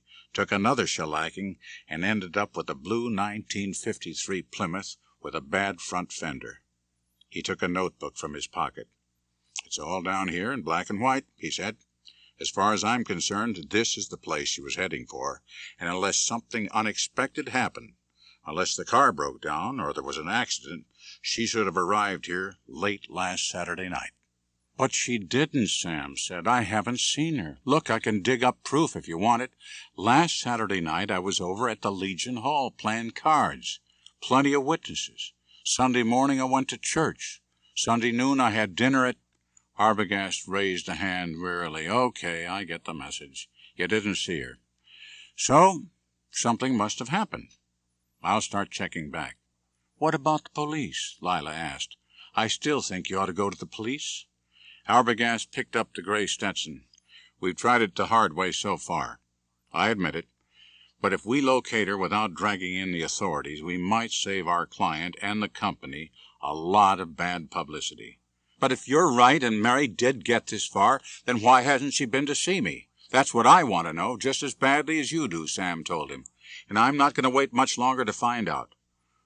"Will you wait another 24 hours?" Arbogast asked. "What do you have in mind?" "More checking, like I said." He raised his hand to forestall Sam's objection. "Maybe somebody saw her, because I still think my hunch is right. She intended to come here." "And if you don't find out in 24 hours? "Then I'm willing to call it quits, go to the police, do the whole missing persons routine. Okay?" Sam nodded at Arbogast. "All right. It's a deal. But I'm warning you right now, if nothing happens tomorrow and you don't notify the police, I will." Arbogast put on his jacket. "Guess I'll get a room over at the hotel. How about you, Miss Crane?" Lila looked at Sam. "I'll take her over in a little while," Sam said. "First, I thought we'd go and eat. But I'll see that she's checked in, and we'll both be here tomorrow, waiting." Arbogast went out. Long before the front door closed behind him, Lila was sobbing against Sam's shoulder. He said, "Take it easy. What you need right now is a little food and a lot of rest. Things won't look so black tomorrow." "Do you really think so, Sam?" "Yes, I do." It was the first time he had ever lied to a woman. Tomorrow became today, Saturday, and for Sam it was a time for waiting. He phoned Lila from the store around 10, and she was already up, had already eaten breakfast. Arbogast wasn't in. Apparently he'd gotten an early start. But he'd left a note for Lila downstairs saying that he would call in sometime during the day. "Why don't you come over here and keep me company?" Sam suggested over the phone. "No sense sitting around in your room. We can have lunch together and check back at the hotel to see if Arbogast calls. Better still, I'll ask the operator to transfer any calls over here to the store." Lila agreed, and Sam felt better. He didn't want her to be alone today. Too easy for her to start brooding about Mary. God knows he'd done enough of it himself all night. He'd done his best to resist the idea, but he had to admit that Arbogast's theory made sense. Mary must have planned to come here after she took the money. If she had taken it, that is. That was the worst part. Accepting Mary in the role of a thief. Mary wasn't that kind of a person. Everything he knew about her contradicted the possibility. And yet, just how much did he know about Mary, really? Just last night he'd acknowledged to himself how little he actually understood his fiancée. Why, he knew so little that he'd even mistaken another girl for her in a dim light. Lila seemed in better spirits when she came into the store. Her step was buoyant. Sam introduced her to Bob Summerfield, then took her out to lunch. Inevitably, she began speculating about Mary and about what Arbogast might be doing today. Sam answered her briefly, attempting to keep both his replies and his tone of voice on a casual level. After their meal, he stopped at the hotel and arranged to have a transfer made on any calls which might come in for Lila during the afternoon. Then they went back to the store. It was a light day for Saturday, and much of the time Sam was able to sit in the back room and chat with the girl. Later in the afternoon, Lila said, "Sam, I'm worried. It's almost 4 now, and Arbogast hasn't called." "He will. Just be patient. Give him time." "I can't help it. You said 24 hours, and then you'd go to the police if you had to." "I meant it, but it won't be 24 hours until 8 o'clock, and I still say maybe we won't have to go. Maybe Arbogast is right." "Maybe. Sam, I want to know. You're just as nervous as I am, aren't you?" "Yes, I guess so." He stood up, swinging his arms. "I don't know why Arbogast hasn't called in by now. If he doesn't get in touch with us by supper time, I'll go over to Judge Chambers myself." "Who?" "Judge Chambers. He's the sheriff here. Fairvale's the county seat, you know." "Sam, The phone rang out in the store. He disappeared without waiting for her to complete her sentence. Bob Summerfield was already answering. "It's for you," he called. Sam picked up the receiver, glancing over his shoulder and noting that Lila had followed him out. "Hello, Sam Loomis speaking." Arbogast. "Thought you might be worried about me." "We were. What did you find out?" There was a short, almost imperceptible pause. Then, "No dice so far." "So far? Where have you been all day?" "Where haven't I been? I've covered this area from one end to another. Right now I'm in Parnassus." "Well, that's way down at the edge of the county, isn't it?" "What about the highway between?" "I came out on it, but I understand I can come back another way on an alternate." "Yes, that's right. The old highway. It's a county trunk now, but there's absolutely nothing along that route. Fellow in the restaurant here tells me there's a motel back in through there." "Oh, come to think of it, I guess there is. The old Bates place. I didn't know it was still open. It isn't likely you'll find anything there." "Well, it's the last place on the list. I'm coming back anyway, so I might as well stop in. How you holding?" "All right." "And the girl?" Sam lowered his voice. "She wants me to notify the authorities immediately, and I think she's right. And after what you've told me, I know she's right. Will you wait till I get there?" "How long's it going to take?" "An hour, maybe, unless I run into something at this motel." "We'll give you an hour," Sam said. "You can find us here at the store." He hung up and turned away. "What did he say?" Lila asked. "He didn't find out anything, did he?" "Well, no, but he isn't finished yet. There's another place where he plans to stop." "Only one more place?" "Don't say it like that. Maybe he'll hear something there. If not, he's due back within an hour. We'll go to the sheriff. You heard what I told him." "All right. We'll wait. 1 hour, you said." It wasn't a pleasant hour. Sam was almost grateful when the late Saturday afternoon crowd came in, and he had to excuse himself and go out front and help wait on the overflow, because he was beginning to feel it now. Something had happened. Something had happened to Mary. Something... "Sam?" He turned away from the cash register after completing a sale, and Lila was there. She'd come out from the back room, and she was pointing at her wristwatch. "Sam, the hour's up." I know. Let's give him a few more minutes, shall we? I've got to close up the store first anyway." "All right, but only a few minutes." But he didn't come. Sam and Summerfield shooed out the last straggler at 5:30. Sam checked the register, and Summerfield spread the dust covers for the night. Still Arbogast didn't appear. Summerfield switched off the lights, prepared to depart. Sam got ready to lock the door. No Arbogast. "Now," Lila said. "Let's go now." "Listen," Sam said. "It's the phone." And seconds later, "Hello?" "Arbogast." "Where are you?" "You promised to—" "Never mind what I promised." The investigator's voice was low, his words hurried. "I'm out at the motel, and I've only got a minute. Wanted to let you know why I hadn't showed. Listen, I found a lead. Your girlfriend was here, all right, last Saturday night." "Mary, you're sure?" "Pretty sure. I checked the register, got a chance to compare handwriting. Of course, she used another name, Jane Wilson, and gave a phony address. I'll have to get a court order to photostat the register entry if we need proof." "What else did you find out?" "Well, the car description tallies, and so does the description of the girl. The proprietor filled me in." "How'd you manage to get that information?" "I pulled my badge and gave him the stolen car routine. He got all excited. A real oddball, this guy. Name's Norman Bates. You know him?" "No, can't say that I do." "He says the girl drove in Saturday night around 6. Paid in advance. It was a bad night, raining, and she was the only customer. Claims she pulled out early the next morning before he came down to open up. He lives in a house behind the motel with his mother." "Do you think he's telling the truth?" "I don't know yet." "What does that mean?" "Well, I put a little heat on him about the car and all, and he let it slip that he'd invited the girl up to the house for supper. Said that was all there was to it. His mother could verify it." "Did you talk to her?" "No, but I'm going to. She's up at the house in her room. He tried to hand me a line that she's too sick to see anyone, but I noticed her sitting at the bedroom window giving me the once-over when I drove in, so I told him I was going to have a little chat with this old lady, whether he liked it or not. Anyway, he hot-footed it off to the house to tell his mother to get dressed. I thought I'd sneak through a call while he's gone. So you stick around until I'm finished here. Uh-oh, he's coming back. See ya. The receiver clicked and the line went dead. Sam hung up. He turned to Lila and reported the conversation.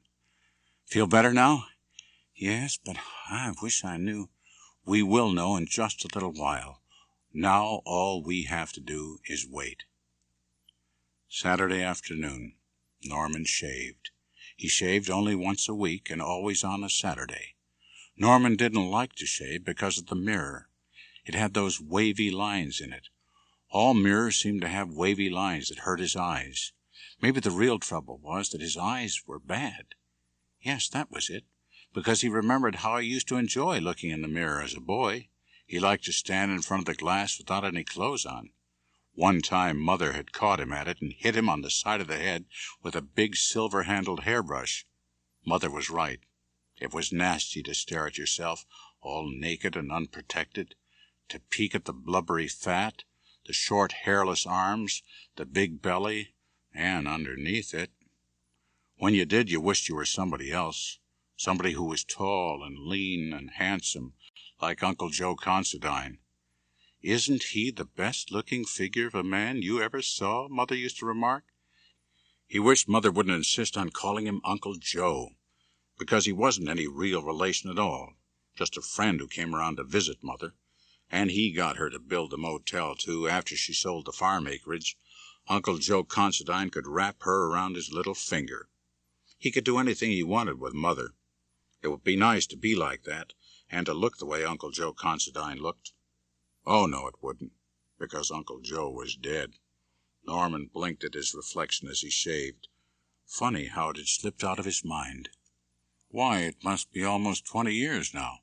Norman fingered the razor. It was sharp, very sharp.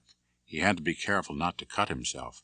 Yes, and he had to be careful to put it away when he finished shaving, to lock it up where Mother couldn't get hold of it. He couldn't trust Mother with anything that was sharp. That's why he did most of the cooking, and the dishes, too.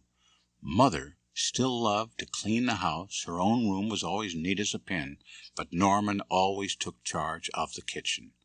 Not that he ever said anything to her outright. He just took over. She never questioned him either, and he was glad of that. Things had gone along for a whole week now since that girl had come last Saturday, and they hadn't discussed the affair at all. It would have been awkward and embarrassing for both of them. All week long he'd waited for something to go wrong. Every time a car drove into the motel driveway, he just about jumped out of his skin. Last Sunday, of course, he'd finished cleaning up back there at the edge of the swamp. He took his own car down there and loaded the trailer with wood, and by the time he'd finished, there wasn't anything left that would look suspicious. The girl's earring had gone into the swamp, too, and the other one hadn't shown up, so he felt reasonably secure. Norman finished shaving and washed his hands again. He'd noticed this compulsion in himself, particularly during the past week. Guilt feelings. No time to think about that now. He had to get down to the motel and open up. There'd been some business during the week, not very much. Norman never had more than 3 or 4 units occupied on a given night, and that was good. It meant he didn't have to rent out number 6. Number 6 had been the girls' room. He hoped he'd never have to rent it out. He was done with that sort of thing, the peeking, the voyeurism. That was what had caused all the trouble in the first place. If he hadn't peeked, if he hadn't been drinking, no sense crying over spilt milk, though, even if it hadn't been milk. He tightened his tie and left the bathroom. Mother was in her room looking out of the window again. Poor sick old lady, chained to the house here. Let her watch the world go by. It was locking the doors all week long which gave him his new sense of security. He'd taken her keys away from her, too, the keys to the house and the keys to the motel. Once he left, there was no way she could get out. Norman walked down the path and came around the corner toward his office just as the towel service truck drove up on its weekly rounds. He had everything ready for the driver. He accepted the fresh supply and gave him the old, dirty linen. Norman walked back to the office and put the towels away. There was already a fresh supply of linen in every unit. He was ready for today's business, if any, But nothing happened until around 4 o'clock. He sat there watching the roadway outside, and he got bored and fidgety. He was almost tempted to take a drink, until he remembered what he'd promised himself. No more drinking. Drinking had killed Uncle Joe Considine. Drinking had led to the killing of the girl indirectly, so from now on he'd be a teetotaler. Still, he could use a drink right now, just one. Norman was still hesitating when the car pulled in with a lone man behind the wheel. A green Buick. Texas license. Texas license? That girl, that Jane Wilson, had come from Texas. Norman stood up and stepped behind the counter. He saw the man leave the car, heard the crunch of his approaching footsteps on the gravel, matched the rhythm with the muffled thumping of his own heart. It's just a coincidence, he told himself. People drive up from Texas every day. The man entered. He was tall and thin, and he wore one of those gray Stetson hats with a broad brim that shadowed the upper portion of his face.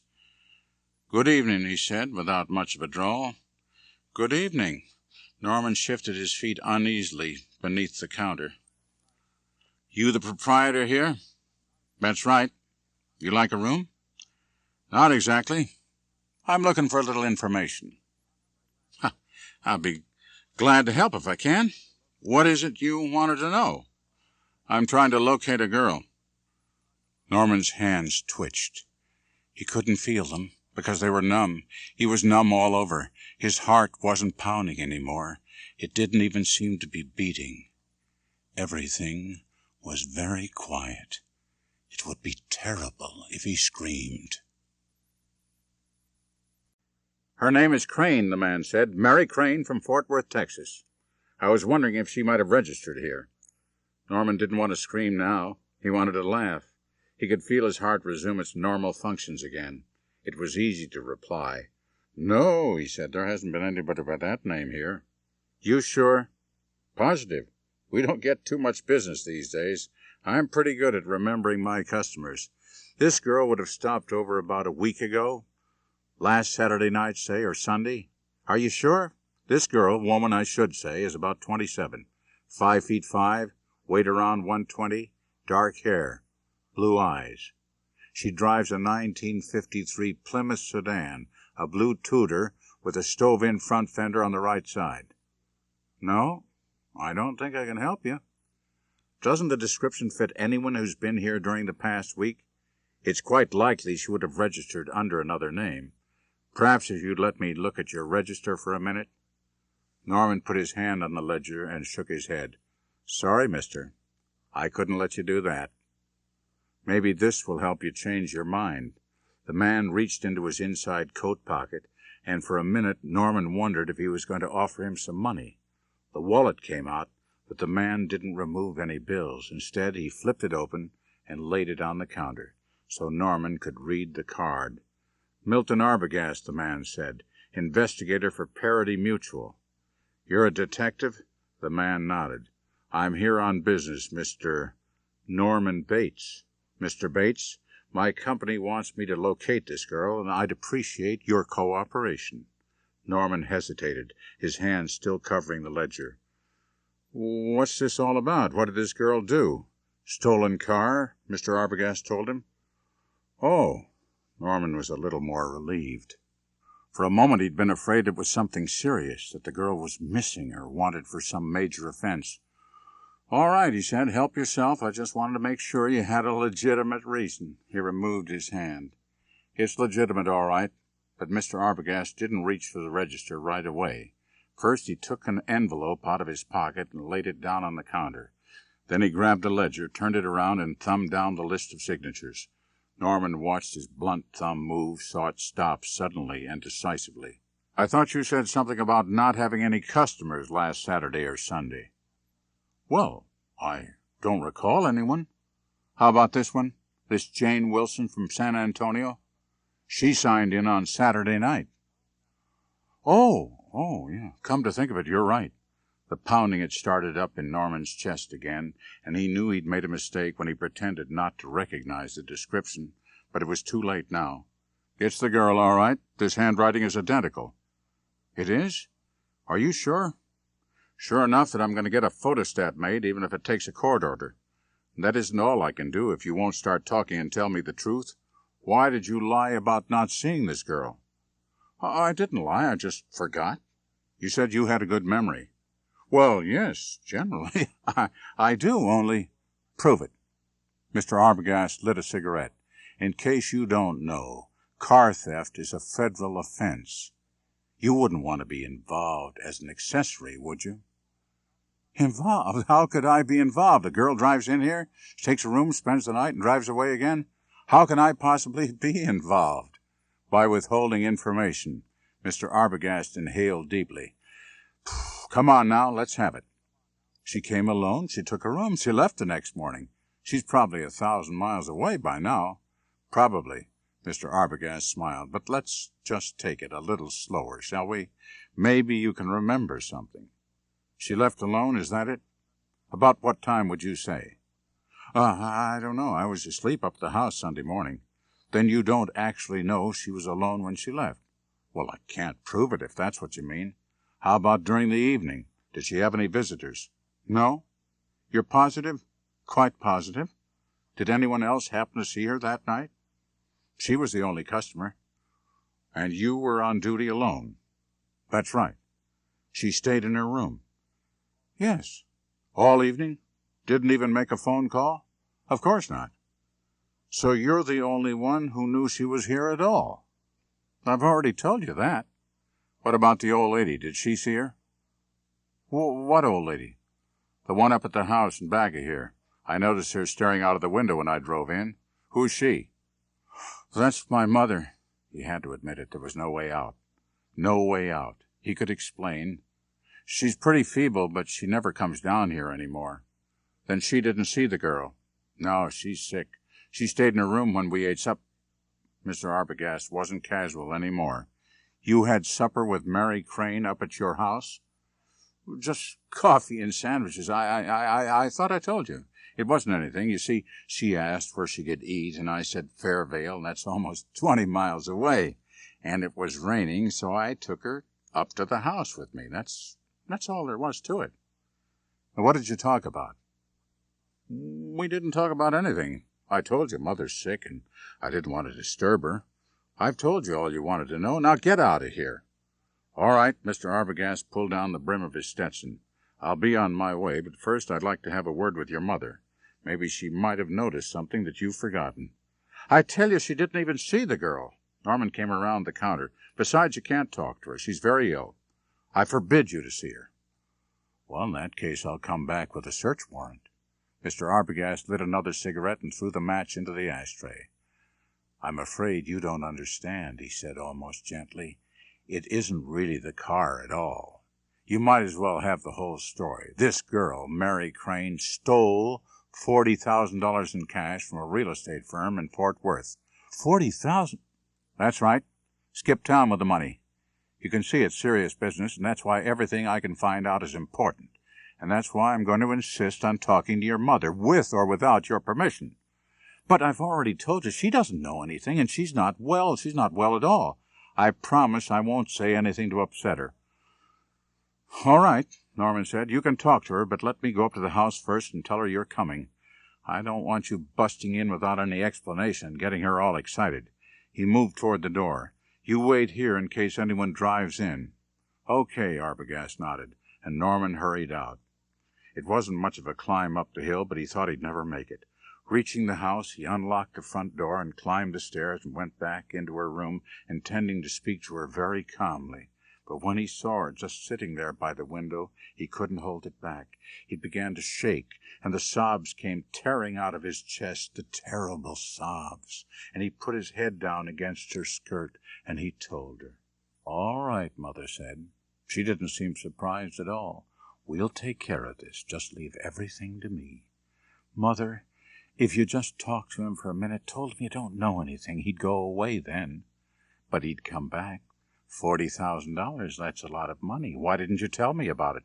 I didn't know. I swear it, I didn't know. I believe you. Only he won't. Mother, he closed his eyes. He couldn't look at her. What are you going to do? I'm going to get dressed. We want to be all ready for your visitor, don't we? I'll just take some things into the bathroom. Now, you can go back and tell Mr. Arbogast to come up now. No, I can't. I won't bring him up here. Not if you're going to... And he couldn't. He couldn't move at all now. He wanted to faint. But even that wouldn't stop what was going to happen. In just a few minutes, Mr. Arbogast would get tired of waiting. He'd walk up to the house alone. He'd knock on the door. He'd open it and come in. And when he did, "Mother, please listen to me." But she didn't listen. She was in the bathroom. She was getting dressed. She was putting on makeup. She was getting ready. And all at once she came gliding out, wearing the nice dress with the ruffles. Her face was freshly powdered and rouged. She was pretty as a picture, and she smiled as she started down the stairs. Before she was halfway down, the knocking came. It was happening. Mr. Arbogast was here. He wanted to call out and warn him, but something stuck in his throat. He could only listen as Mother cried gaily, I'm coming, just a moment now." And it was just a moment. Mother opened the door, and Mr. Arbogast walked in. He looked at her, and then he opened his mouth to say something. And as he did so, he raised his head, and that was all that Mother had been waiting for. Her arm went out, and something bright and glittering flashed back and forth. It hurt Norman's eyes, and he didn't want to look. He didn't have to look either, because he already knew. Mother had found his razor. Norman smiled at the elderly man and said, "Here's your key. That'll be $10 for the two of you, please." The elderly man's wife opened her purse. "I've got the money here, Homer." She placed a bill on the counter, nodding at Norman. Then she stopped nodding, and her eyes narrowed. "What's the matter? Don't you feel good?" I'm just a little tired, I guess. Be all right. Going to close up now." "So early?" "I thought motels stayed open until all hours, particularly on Saturday nights." "Oh, we don't get much business here. Besides, it's almost 10. "Almost 10? Nearly 4 hours. Oh, my God." "I see. Well, good night to you." "Good night." They were going out now, and he could step away from the counter. He could switch off the sign and close the office. But first, he was going to take a drink. A big drink, because he needed one. And it didn't matter whether he drank or not. Nothing mattered now. It was all over. All over. Or just beginning. Norman had already taken several drinks. He took one as soon as he returned to the motel around 6, and he'd taken one every hour since then. If he hadn't, he would never have been able to last. Never been able to stand here, knowing what was lying up there at the house underneath the hall rug. Now, of course, he'd have to go back. He'd given Mother strict orders not to touch anything, and he knew she'd obey. Funny, once it had happened, how she collapsed again. He told her to go back to her room and not to show herself at the window, just lie down until he got there, and he had locked the door, but he'd have to unlock it now. Norman closed the office and went outside. There was the Buick, Mr. Arbogast's Buick, still parked just where he had left it. Norman stepped into the car and took out the keys he'd found in Mr. Arbogast's pocket, and he drove up to the house very slowly. All the lights were out. Mother was asleep in her room, or maybe she was only pretending to be asleep. Norman didn't care. Just so she stayed out of his way until he took care of this. He didn't want Mother around to make him feel like a little boy. It took a grown man just to bundle the rug together and lift what was in it. He got it down the steps and into the back seat of the car. When he got through the field and down to the swamp, he drove along the edge away until he came to an open space. Wouldn't do to try and sink the car in the same place he'd put the other one. But this new spot was satisfactory, and he used the same method. It was really very easy in a way. Practice makes perfect. It was worse than the other time. You'd think because the Buick was a heavier car that it would sink faster, but it took 1,000,000 years until the last plop.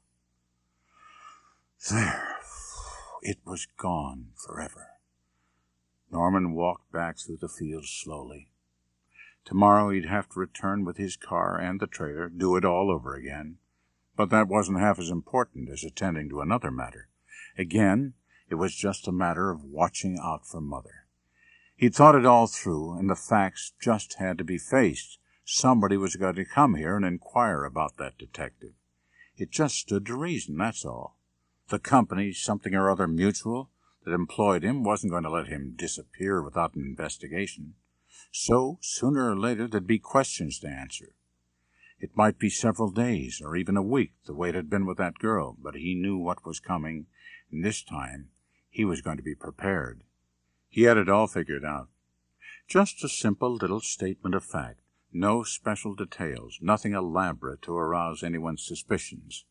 A fugitive girl had passed this way and gone on. A week later, a detective followed her trail, asked for and received information, then departed. "Sorry, mister, that's all I know about it." Norman knew he could tell it that way, tell it calmly and easily this time, because he wouldn't have to worry about Mother. She wasn't going to be looking out of the window. In fact, she wasn't going to be in the house at all. Even if they came with one of those search warrants, they weren't going to find Mother. That would be the best protection of all, protection for her, even more than for him. He'd made up his mind on it, and he was going to see that it worked out. There was no sense even waiting until tomorrow. He went back to the house and marched upstairs in the dark, and went straight to her room. He switched on the light. She was in bed, of course, but not asleep. She hadn't been sleeping at all, just playing possum. "Norman, where on earth have you been? I was so worried." "You know where I've been, Mother. Don't pretend." "Is everything all right?" "Certainly." He took a deep breath. "Mother, I'm going to ask you to give up sleeping in your room for the next week or so." "Are you out of your mind? This is my room." "I know, and I'm not asking you to give it up permanently, only for a little while. It's for your own protection.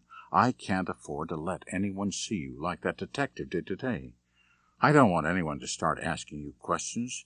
You know why as well as I do. It's just impossible. So the safest thing for both of us is to make sure you're just not around." "What are you going to do? Bury me in the swamp?" "Mother," she started to laugh. It was more like a cackle, and he knew that once she really got started, she wouldn't stop. The only way to stop her was to outshout her. A week ago, Norman would never have dared, but this wasn't a week ago. It was now, and things were different. "Shut up!" he said, and the cackling ceased. "I'm sorry," he said softly, "but you must listen to me. I've got it all figured out. I'm going to take you down into the fruit cellar." "The fruit cellar? Why, I can't." "You can, and you will." "I won't." "I'm not asking you, Mother. I'm telling you. You're going to stay in the fruit cellar until I think it's safe for you to come upstairs again. And I'll hang that old Indian blanket on the wall so that it covers up the door. Norman, I refuse to even discuss it any further with you. I'm not going to budge from this room. Then I'll have to carry you. Norman, you wouldn't dare." But he did. Finally, that's just what he did. He picked her up right off the bed and carried her. She was too astonished to put up a fight, just whimpered a little. When they reached the cellar, he bustled around, bringing blankets, arranging the curtains on the small window so that there'd be sufficient ventilation. She began whimpering again, not so much whimpering as muttering under her breath. "It's like a prison cell, that's what it is. You're trying to make a prisoner out of me. You don't love me anymore." "If I didn't love you, you know where you'd be today?" He didn't want to say it, but he had to. "The State Hospital for the Criminal Insane. That's where you'd be." "Yes, Norman, I suppose you're right.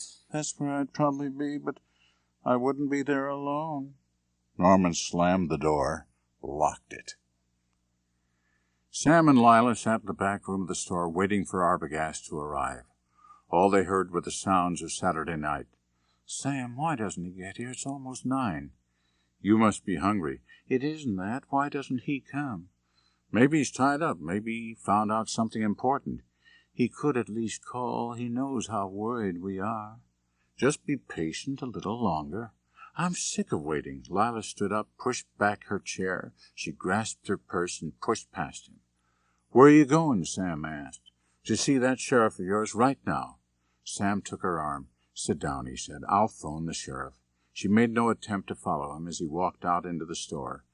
He went over to the rear counter, stood next to the cash register, and picked up the receiver. 162, please. Hello, Sheriff's office? This is Sam Loomis over at the hardware store. I'd like to speak to Sheriff Chambers. He's what? No, I hadn't heard anything about it. Where did you say? Fulton? Well, when do you suppose he'll be back? I see. No, nothing wrong. I just wanted to talk to him. Look, if he gets in any time before midnight, would you ask him to call me here at the store? Sam hung up and walked back into the rear room. What did he say? He wasn't there. Sam reported the conversation, watching her face as he spoke.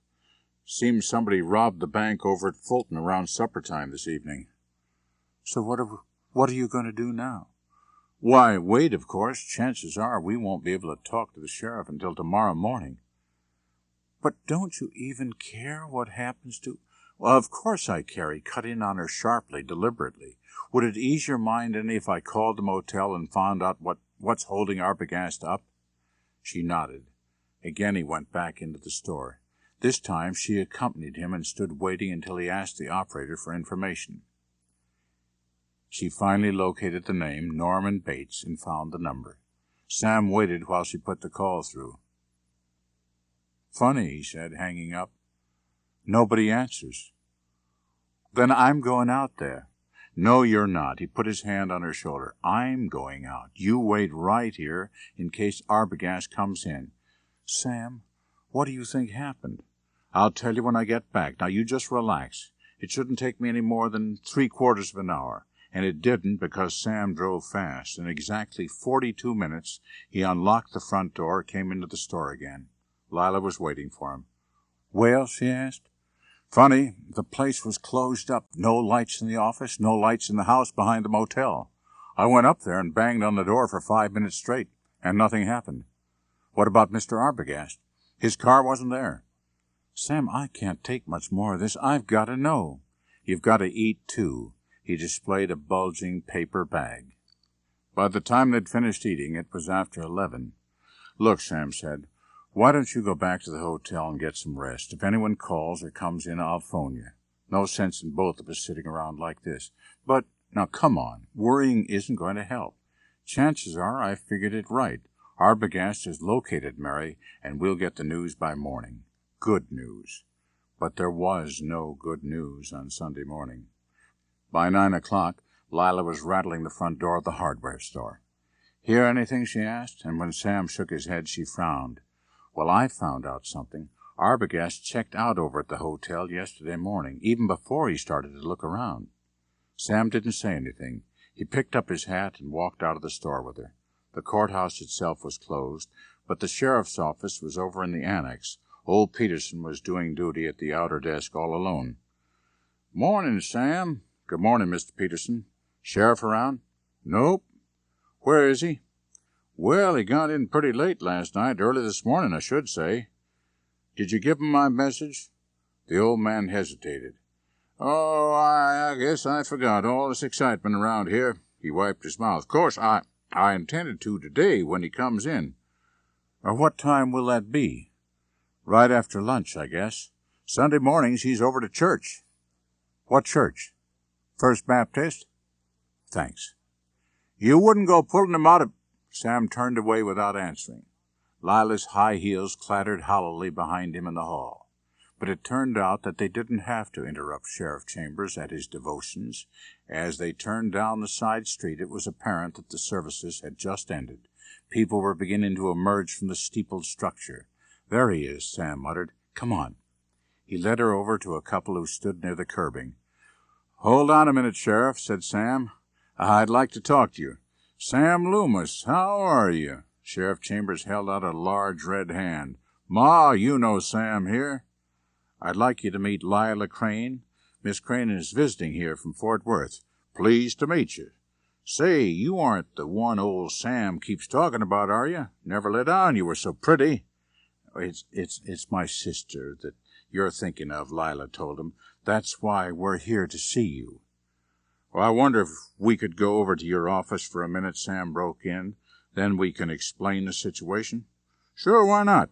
Judge Chambers turned to his wife. "Ma, why don't you take the car and go along home? I'll be over in a little while, as soon as I'm finished with these folks." But it wasn't a little while. Once settled in Sheriff Chambers' office, Sam told his story. Even without interruptions, that took a good 20 minutes, and the sheriff interrupted frequently.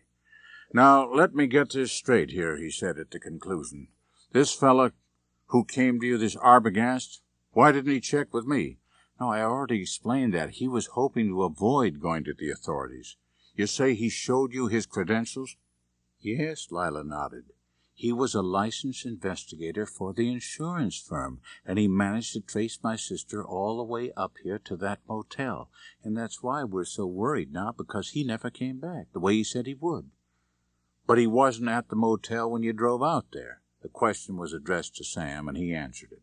"There was nobody there at all, Sheriff." That's funny. Damn funny. I know this fellow Bates who runs it. He's always there, scarcely even leaves for an hour to come into town. You tried calling him this morning?" "Well, why don't you let me do that now? Probably turn out he was sound asleep when you got there last night." The big red hand picked up the phone. "Don't tell him anything about the money," Sam said. "Just ask for Arbogast and see what he has to say." Sheriff Chambers nodded. "Leave it to me," he murmured. "I know how to handle this." He put through the call, and they waited. "Hello. Bates. That you? This is Sheriff Chambers." "That's right. I'm looking for a little information. Party here in town is trying to locate a fellow named Arbogast, Milton Arbogast from Fort Worth.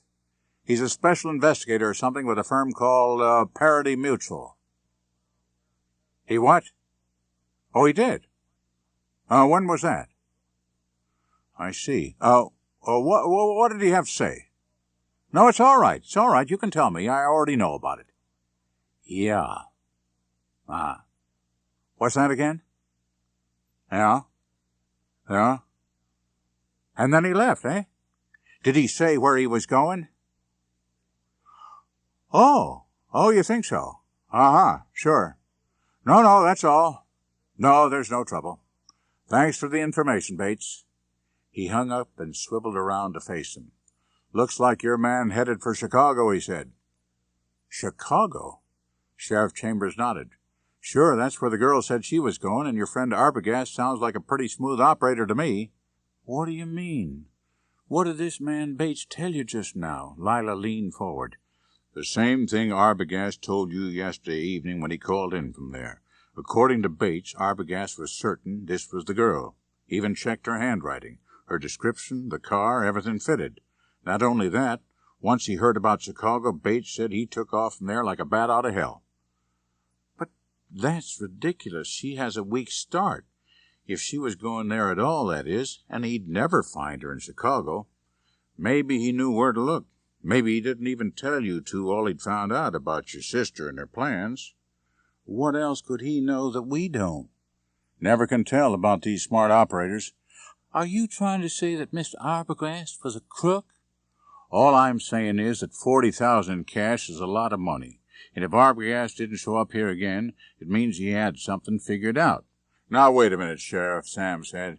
"You're jumping to conclusions. You got nothing to go by except what this man Bates said over the phone just now. Couldn't he be lying?" "Why should he? He told a straight story. Said the girl had been there. Said Arbogast was there." "Where was he last night when I came, then?" "Fast asleep in bed, just like I thought." "Why shouldn't I believe him? Particularly when I know your friend Arbogast was lying." "Lying about what?" "Why, when he said he was going up to see Norman Bates' mother." "Norman Bates has no mother." "He hasn't?" "Not for the last 20 years, he hasn't. She's dead." Sheriff Chambers nodded. "Quite a scandal around these parts. Surprised you don't remember it, but you were only a kid then. She built this motel with a fellow named Considine, Joe Considine. She was a widow, understand, and the talk was that she and Considine were—" Sheriff stared at Lila, then broke off with an aimless wave of the hand. "Anyway, they never did get married. Something must have gone wrong. One night they both took strychnine together." Regular poison packed, you might say. Her son, this Norman Bates, he found them both. Guess it was pretty much of a shock. Way I remember it, he was laid up in hospital for a couple of months after. Didn't even go to the funeral. But I went. That's how I'm sure his mother is dead. Hell, I was one of the pallbearers. Sam and Lila had dinner over at the hotel. It was not an enjoyable meal for either of them. I still can't believe Mr. Arbogast would go off without a word to us, Lila said, putting down her coffee cup. And I can't believe Mary would go to Chicago either. Well, Sheriff Chambers believes it, Sam sighed. And you got to admit Arbogast lied to me about seeing Bates' mother. Yes, I know. It doesn't make sense. Sam set his dessert spoon down next to the sherbet cup. I'm beginning to wonder how much any of us really knows about Mary, he said. I'm engaged to her. You lived with her. Neither of us could believe she'd take that money, and yet there's no other answer. She did take it. Yes. Lila's voice was low. I believe that now. She took that money. But she wouldn't do it for herself. Maybe she thought she could help you. Maybe she wanted to bring it to help you pay off your debts. Then why didn't she come to me? I wouldn't have accepted anything from her, even if I didn't know the money was stolen. But if she believed I might, then why didn't she come? She did. At least she got as far as that motel. Why doesn't the sheriff at least go out there and take a look around for himself instead of just talking to him on the phone? Well, I don't blame Sheriff Chambers for refusing, Sam told her. There's nothing to make anyone suspect Bates. He's known him all his life. Yes, and I've known Mary all my life, but there were some things about her I didn't suspect either. He admitted this man was a little peculiar. Oh, he didn't go that far. He said he was a sort of recluse. His mother, Lila frowned. That's the one thing I can't get through my head.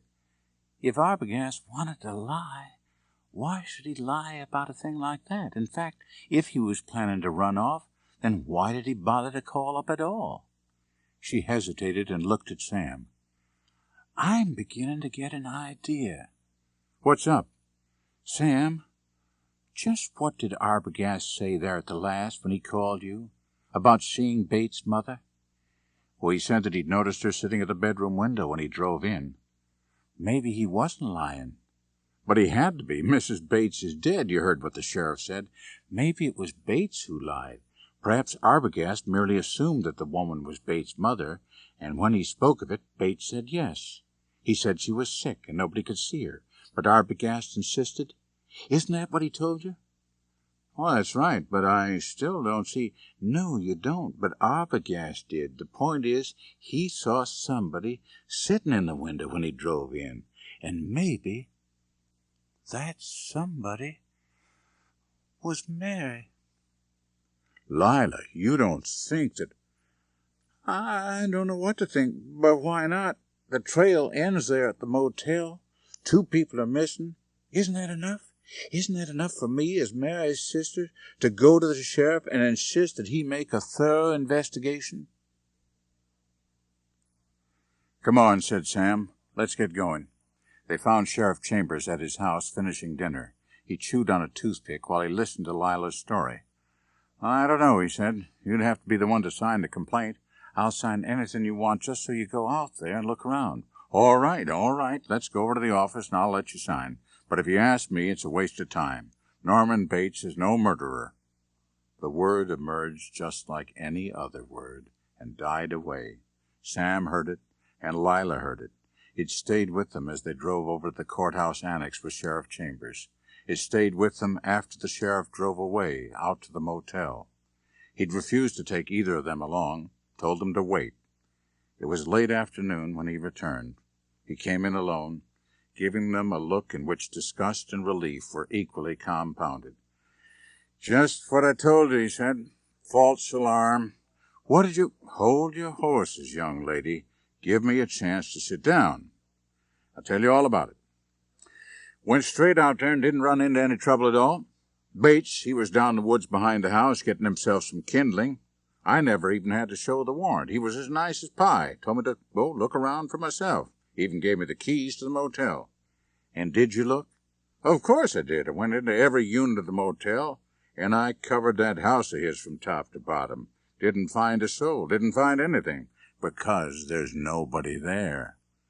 Nobody's been there except Bates. He's lived alone all these years. Did you ask him about what Arbogast told me? Sam murmured. About seeing his mother when he drove in and all that? Sure, right away. He says it's a lie. Arbogast never even mentioned seeing anyone. I talked kind of rough to him at first on purpose just to see if there was something he was holding back on, but his story makes sense. I asked him about this Chicago business again, too, and I still think that's the real answer. I can't believe it, Lila said.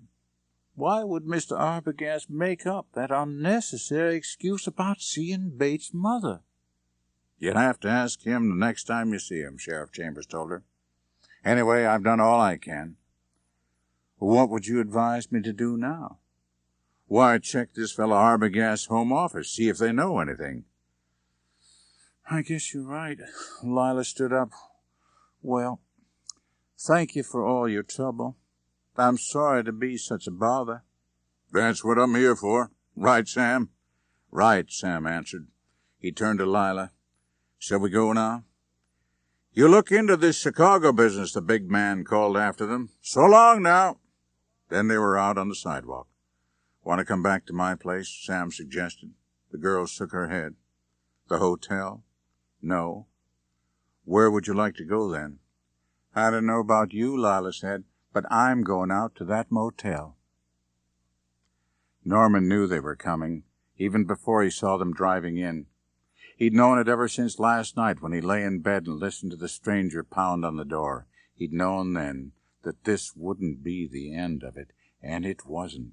This afternoon, when he was down at the swamp again cleaning up, Sheriff Chambers had driven in.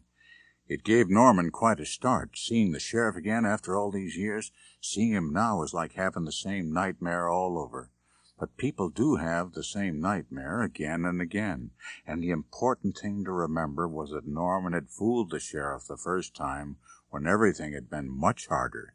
This time should be even easier if he remembered to be calm. It should be, and it was. He answered all the questions. He gave the sheriff the keys. He let him search the house alone.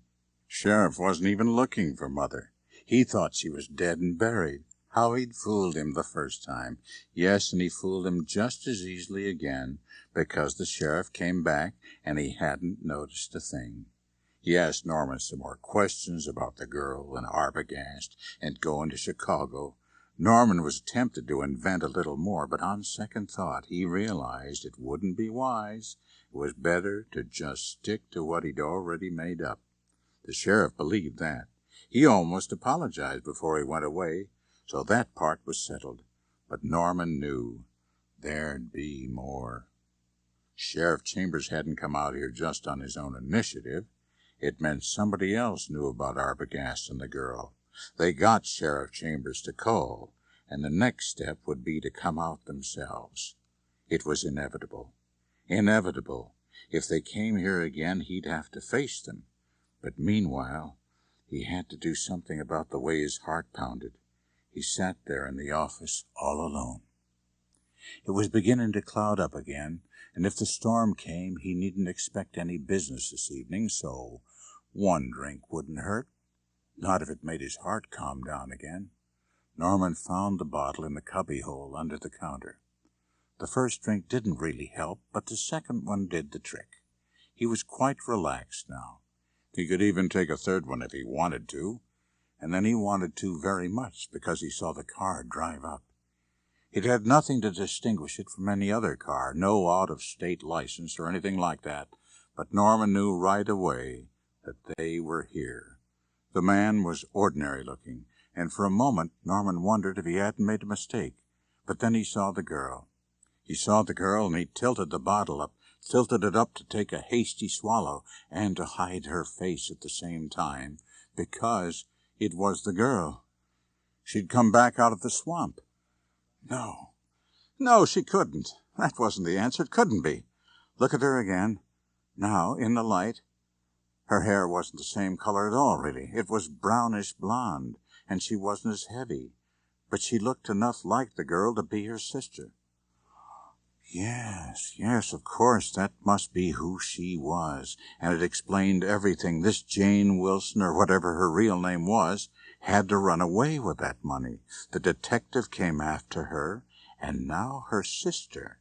That was the answer. Ooh, the liquor had helped. It helped him to stand patiently behind the counter while he waited for them to come in. When the man came up to the counter, Norman braced himself for the first question, then blinked again when the man didn't ask it. Instead, he was saying, could we have a room, please? Yes. Would you like to see it first?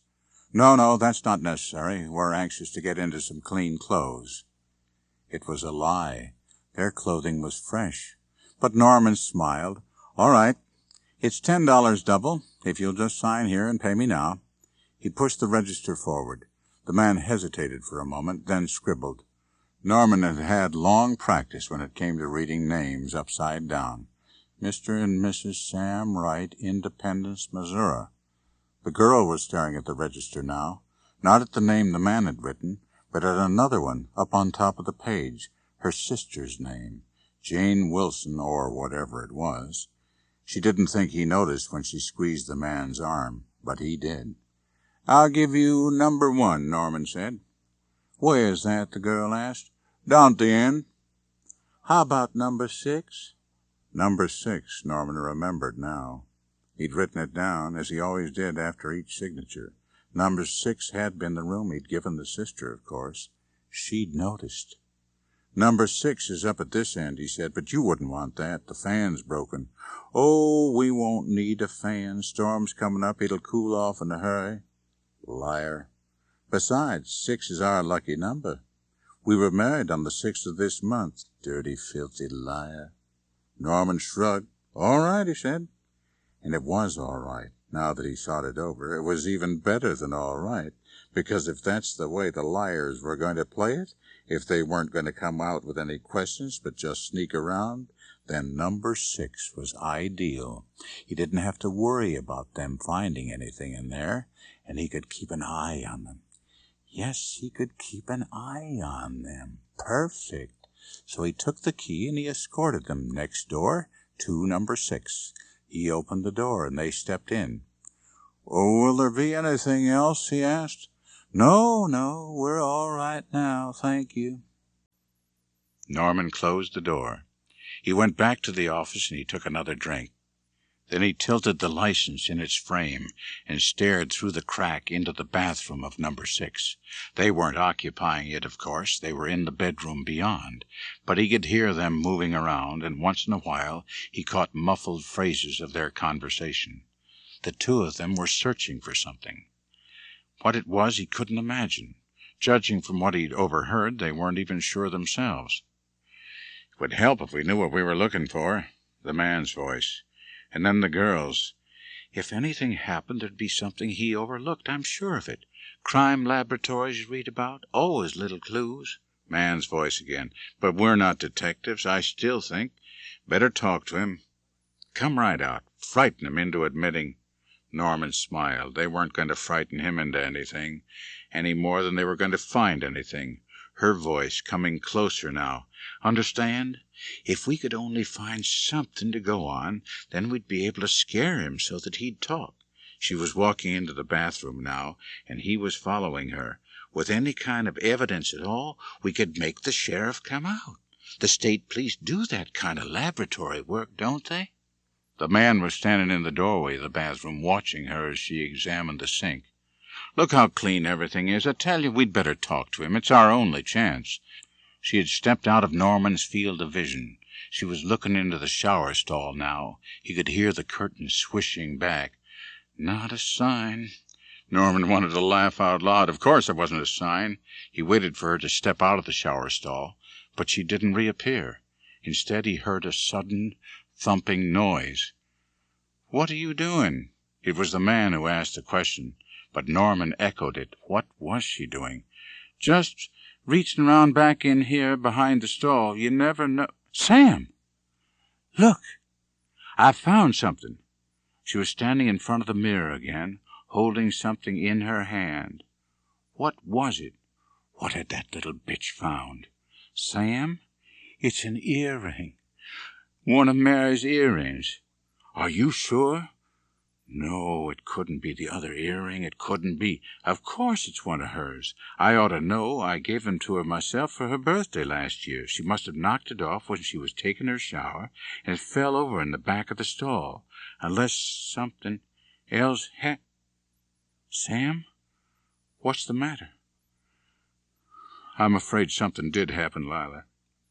Did you see this? Looks to me like dried blood. Oh, no. Yes, Lila. You were right. The bitch. They were all bitches. Listen to her now. Sam, we've got to get into that house. We've got to. Now, that's a job for the sheriff, but he won't do anything. I know he won't. We'd have to have something that would really convince him, something from the house. I know we could find something there. No, too dangerous. Then let's find Bates, show this to him. Maybe we can make him talk. Yes, and maybe we can't. If he is involved, do you think he's just going to break down and confess? The smartest thing to do is go after the sheriff right now. What if Bates is suspicious? If he sees us leave, he might run away. He doesn't suspect us, Lila, but if you're worried, we could just put through a call. The phone is in the office. He'd hear us. Lila paused for a moment. Listen, Sam. Let me go after the sheriff. You stay here and talk to Bates. Tell him I'm running in town to go to the drugstore. Tell him anything, just so he doesn't get alarmed and stays put. Then we can be sure of things. Well, give me the earring, Sam. The voices faded because they were going back into the other room. The voices faded, but the words remained. The man was staying here while she went and got the sheriff. That was the way it was going to be. Yes, and if that little bitch showed the sheriff the bloody earring, he'd come back and look for Mother. Even if he didn't find her in the cellar, he might get an idea. He might do the one thing Norman had always been afraid he'd do. He might find out what really happened the night Uncle Joe Considine died. There were more sounds coming from next door. Norman adjusted the license frame hastily. He could hear the door slam. They were coming out of number 6. She was going to the car, and he was walking in here. He turned to face the man, wondering what he was going to say. But even more, he was wondering what the sheriff would do. The sheriff could go up to Fairvale Cemetery and open Mother's grave, and when he opened it, when he saw the empty coffin, then he'd know the real secret. He'd know that Mother was alive. There was a pounding in Norman's chest, a pounding that was drowned out by the first rumble of thunder as the man opened the door and came in. For a moment Sam hoped that the sudden thunder would muffle the sound of the car starting in the driveway. Then he noticed that Bates was standing at the end of the counter.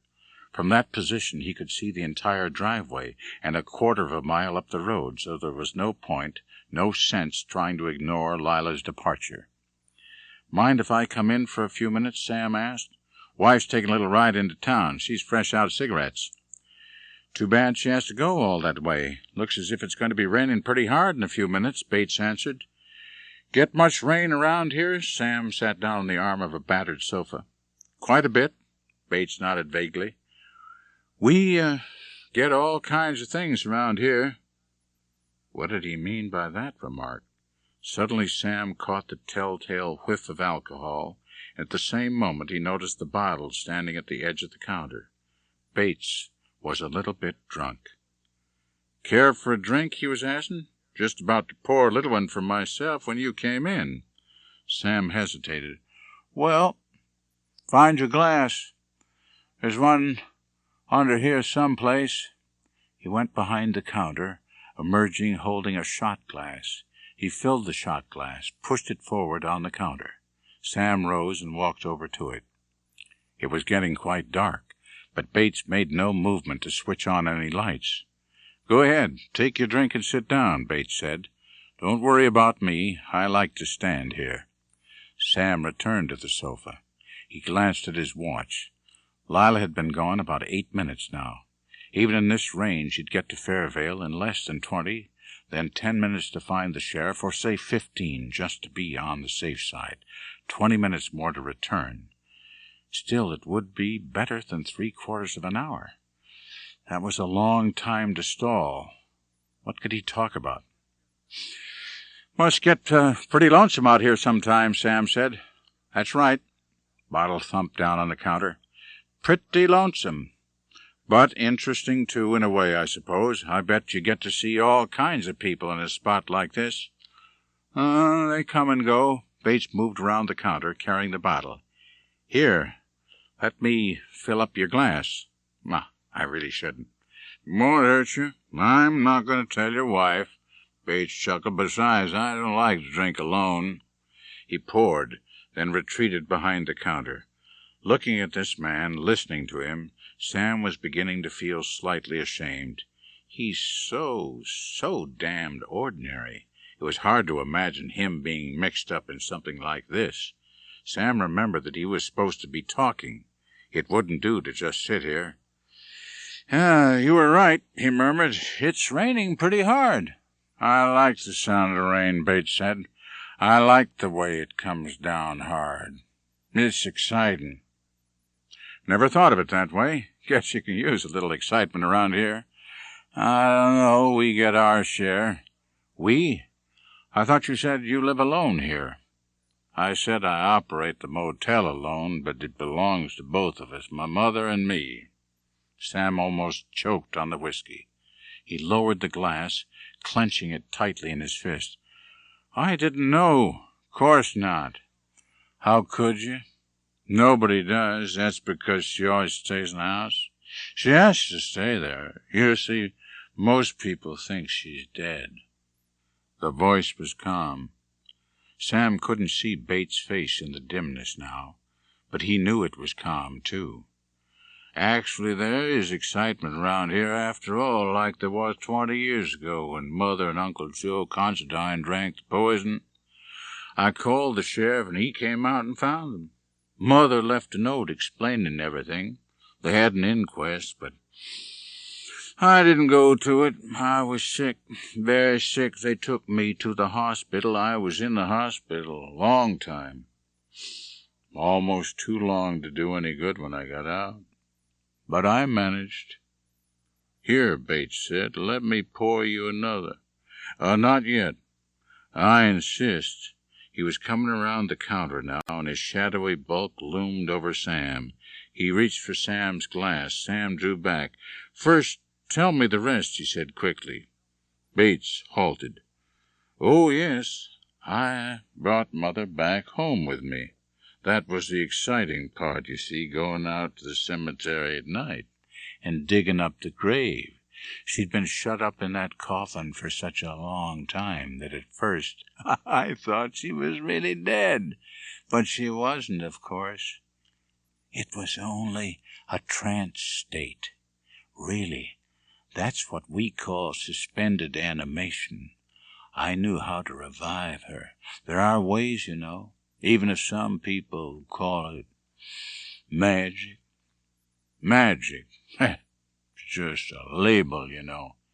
Yes, it's very interesting. I thought you might be interested, you and the young lady. She isn't really your wife, is she?" "Why, you see, I know more than you think I know, and more than you know yourself." "Mr. Bates, are you quite sure that you're all right? I mean—" "I know what you mean. You think I'm drunk, don't you? But I wasn't drunk when you came here. I wasn't drunk when you found that earring and told the young lady to go to the sheriff. Sit still now. Don't be alarmed. I'm not alarmed, am I? And I would be if anything was wrong. But nothing is wrong. You don't think I'd tell you all this if there was anything wrong, do you?" The fat man paused. "No, I waited until you came in. I waited until I saw her drive up the road. I waited until I saw her stop." "Stop?" Sam tried to find the face in the darkness, but all he could hear was the voice. "Yes, you didn't know that she stopped the car, did you?" She wanted to take a look at the house, and that's what she did do. That's where she is now. Let me out of here." "Of course, I'm not hindering you." Sam rose swiftly, and then the blurred bulk fell back. "You don't want another drink, then?" Bates' voice sounded petulantly over his shoulder. "Very well, have it your own way." The end of his sentence was lost in the thunder, and the thunder was lost in the darkness, as Sam felt the bottle explode against the roof of his skull. Then voice, thunder, explosion, and Sam himself all disappeared into the night. And it was still night, but somebody was shaking him, and shaking him out of the night and into this room where the light burned, hurting his eyes and making him blink. But Sam could feel now, and somebody's arms were around him, lifting him up, so that at first he felt as if his head would drop off. Then it was only throbbing, and he could open his eyes and look at Sheriff Chambers. Sam was sitting on the floor next to the sofa, and Chambers was gazing down at him. Sam opened his mouth. "Thank God." He was lying about Lila then. She did get you. The sheriff didn't seem to be listening. "Got a call from the Fairvale Hotel about a half-hour ago. They were trying to locate your friend Arbogast. Seemed he checked out, but he never took his bags with him. Got to thinking it over, and then I tried to find you. Had a hunch you might come out here on your own. Lucky I followed through." "Then Lila didn't notify you?" Sam tried to stand up, his head splitting. "Take it easy there." Chambers pushed him back. "No, I haven't seen her at all. Wait." But this time Sam managed to make it. He stood on his feet, swaying. "What happened here?" the sheriff muttered. "Where's Bates?" "He must have gone up to the house after he slugged me," Sam told him. "They're up there now, he and his mother." "But she's dead." "No, she isn't," Sam murmured. "She's alive. The two of them are up at the house with Lila." "Come on." The big man plowed out into the rain. Sam followed him, scrambling along the slippery walk, panting as they began the ascent of the steep slope leading to the house beyond. The thunder came suddenly and sharply, and the other sound was fainter and more shrill. Yet both of them heard it, somehow, and both of them recognized it. Lila was screaming. Lila went up the steps, reaching the porch just before the rain came. The house was old, its frame siding gray and ugly here in the half-light of the coming storm. She rapped on the front door angrily, not expecting any answer from within. She didn't expect anyone to do anything any more. Lila knocked again, and the house groaned a hollow echo. The sound of the rain drowned it out, and she didn't bother to listen closely. She wasn't going to be foolish about this. She'd keep her head. She was going to see for herself, and then it would be time enough to let Sam and the sheriff take over. Just thinking about their smugness made her rattle the doorknob. That wouldn't do any good. There was nobody inside the house to answer her. She already knew that, and she wanted in. That was the problem. Lila dipped in her purse. Nail file? No, that wouldn't do. But somewhere or other she remembered she'd picked up a skeleton key. It might be in the coin compartment, which she never used. Yes, here it was. She inserted it in the lock and turned it part way. The lock resisted, and she reversed the motion. The key almost fitted, but there was something. She twisted the key sharply. It snapped at the handle with a brittle click, but the lock gave. She turned the doorknob, felt the door move away from her hand. It was open. Lila stood in the hall. It was darker inside the house than out there on the porch, but there must be a light switch somewhere along the wall here. She found it, snapped it on. The rooms on this floor could wait until later. Arbogast had said he saw someone looking out of a window upstairs. That would be the place to begin. There was no light switch for the stairway.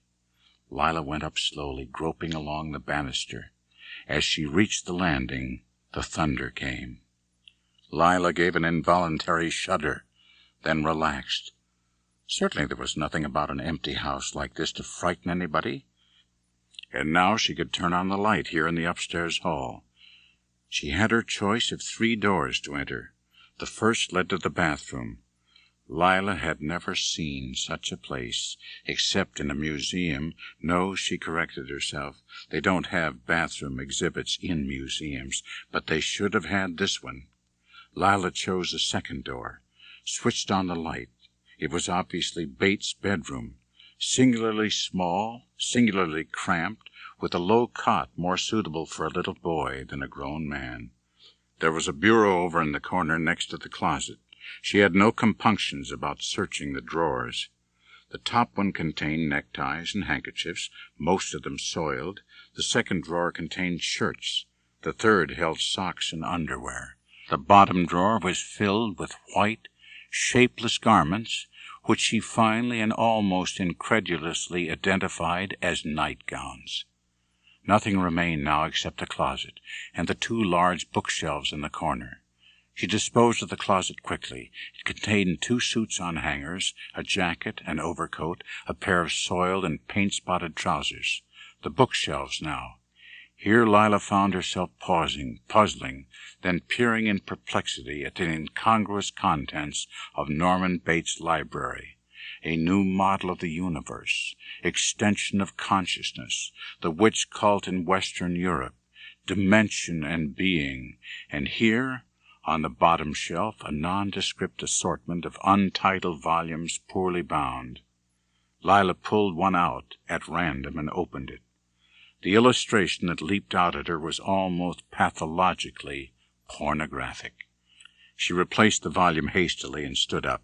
Frowning, she retreated to the hall and opened the dark paneled door leading to the third room.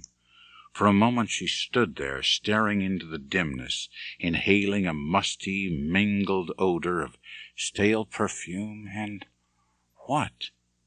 She pressed the light switch at the side of the doorway, then gasped.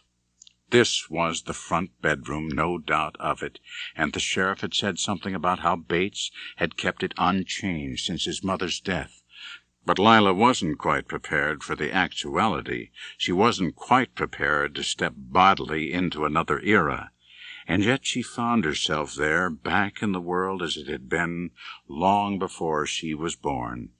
And it was still alive, furnished more than 50 years ago, untenanted and untouched since the death of its occupant 20 years ago. It was still the room of a living person, a room where, just yesterday, a woman had sat and peered out the window. There are no ghosts, Lila told herself. She turned to the closet. Coats and dresses still hung in a neat row. Lila started over to examine the dresser and vanity, then halted beside the bed. She ripped the spread down, pulled back the covers. The sheets were a smudgy gray and covered with little brown flecks, but the bed itself and the pillow above it bore the faint yet unmistakable indentation made by a recent occupant. There are no ghosts, Lila told herself again, but somebody had been sleeping, somebody had been staring out of the window. And if it had been Mary, where was she now? Then she knew. What was it Sheriff Chambers had said? That he found Norman Bates down in the woods behind the house, gathering firewood? Firewood for the furnace. Yes, that was it. The furnace in the basement. Lila turned and fled down the stairs. The cellar. She had to find the cellar. Lila groped her way along the downstairs hall into the kitchen. She found the light. The basement stairs were just ahead. She fumbled at the wall until her hand brushed over another switch. The light went on below. The bare bulb dangled from a cord directly in front of the furnace. It was a big furnace, with a heavy iron door. Lila stood there staring at it. She was trembling now. She admitted that to herself. She could admit everything now. She'd been a fool to come here alone, a fool to do what she had done, a fool to do what she was doing now, but she had to do it because of Mary. She had to open the furnace door and see what she knew would be inside. God, what if the fire was still going? What if... But the door was cold, and there was no heat from the furnace, no heat from within the dark, utterly empty recess behind the door. Lila turned away. There were bottles on a table, and carpentry tools, plus an assortment of knives and needles. Lila approached the table, gazing at the knives in puzzled concentration. Then she heard a creaking overhead. Somebody had come into the house. Somebody was tiptoeing along the hall. Was it Sam? Had he come to find her? But why then didn't he call her name? And why did he close the cellar door? The cellar door had closed just now. She could hear the sharp click of the lock, and the footsteps moving away, back along the hall. She was locked in the cellar. No way out, nowhere to hide. The whole basement was visible to anyone descending the cellar stairs, and somebody would be coming down those stairs soon. She knew it now. If she could only keep herself concealed for a moment, then whoever came after her would have to descend all the way into the basement, and she'd have a chance to run for the stairs. Then Lila saw a blanket pinned to the far wall. She tugged at it, and the rotted cloth ripped free of the nails which held it in place. It came off the wall, off the door. The door. The door? The blanket had concealed it completely, but there must be another room here. Probably an old-fashioned fruit cellar. That would be the ideal place to hide and wait. But she wouldn't have to wait much longer, because now she could hear the faint, far-away footsteps coming down the hall again, moving along into the kitchen. Lila opened the door of the fruit cellar. It was then that she screamed. She screamed when she saw the old woman lying there, the gaunt, gray-haired old woman, whose brown, wrinkled face grinned up at her in an obscene greeting. "Mrs. Bates!" Lila gasped. "Yes?" But the voice wasn't coming from those sunken, leathery jaws. It came from behind her, from the top of the cellar stairs, where the figure stood. Lila turned to stare at the fat, shapeless figure, half concealed by the tight dress which had been pulled down incongruously to cover the garments beneath. She stared up at the shrouding shawl and at the white, painted, simpering face beneath it. She stared at the garishly reddened lips, watched them part in a convulsive grimace. "I am Norma Bates," said the high, shrill voice, and then there was the hand coming out, the hand that held the knife, and the feet were mincing down the stairs, and other feet were running, and Lila screamed again as Sam came down the stairs, and the knife came up, quick as death. Sam grasped and twisted the hand that held it, twisted it from behind until the knife clattered to the floor. Lila closed her mouth, but the scream continued. It was the insane scream of a hysterical woman, and it came from the throat of Norman Bates. It took almost a week to reclaim the cars and the bodies from the swamp. They found the money, too, right there in the glove compartment. Sheriff Chambers gave out a number of interviews. The local district attorney called for a speedy trial. Primary election was coming up in October, and did nothing to directly contradict the written and oral rumors that were circulating, in which Norman Bates was portrayed as guilty of cannibalism, Satanism, incest, and necrophilia. Actually, of course, he had never even talked to Bates, who was now temporarily confined for observation at the state hospital. Neither had the rumor-mongers, but that didn't stop them. The motel, of course, was closed, which seemed a pity in a way, because there was no end to the number of morbid curiosity lovers who sought it out. Even Bob Summerfield was able to report a noticeable increase of business at the hardware store. Everybody wanted to talk to Sam, naturally, but he spent part of the following week in Fort Worth with Lila, then took a run up to the state hospital, where 3 psychiatrists were examining Norman Bates. It wasn't until almost 10 days later, however, that he was finally able to get a definitive statement from Dr. Nicholas Steiner, who was officially in charge of the medical observation. Sam reported the results of his interview to Lila at the hotel when she came in from Fort Worth the following weekend.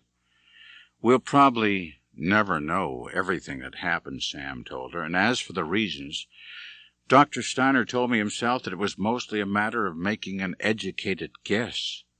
They kept Bates under heavy sedation at first, and even after he came out of it, nobody could get him to really talk very much. Steiner says he got closer to Bates than anyone else, but in the last few days he appears to be in a very confused state. But as near as he can make out, this all started way back in Bates' childhood, long before his mother's death. He and his mother were very close, of course, and apparently she dominated him. Whether there was ever anything more to their relationship, Dr. Steiner doesn't know. But he does suspect that Norman was a secret transvestite long before Mrs. Bates died. You know what a transvestite is, don't you?" Lila nodded. "A person who dresses in clothing of the opposite sex, isn't that it?" "Well, the way Steiner explained it, there's a lot more to it than that. Transvestites aren't necessarily homosexual, but they identify themselves strongly with members of the opposite sex." Sam lit a cigarette. "I'm going to skip the data about his school years and rejection by the Army. But it was after that, when he was around 19, that his mother must have decided Norman wasn't ever going out into the world on his own. Maybe she deliberately prevented him from growing up. We'll actually never know just how much he was responsible for what he became. It was probably then that he began to develop his interest in occultism, things like that, and it was then that this Joe Considine came into the picture. Steiner couldn't get Norman to say very much about Joe Considine, even today, more than 20 years later. His hatred is so great he can't talk about the man without flying into a rage. But Steiner talked to the sheriff and dug up all the old newspaper stories and has a pretty fair idea of what really happened. Considine, you see, was a man in his early 40s when he met Mrs. Bates, who was 39. Considine began to court her, and it wasn't too easy, I gather. Mrs. Bates hated men ever since her husband deserted her and the baby, and this is one of the reasons why she treated Norman the way she did, according to Dr. Steiner. But I was telling you about Considine. He finally got her to come around and agree to a marriage. He'd brought up this idea of selling the farm and using the money to build a motel. The old highway ran right alongside the place in those days, and there was a lot of business to be had. Apparently, Norman had no objection to the motel idea.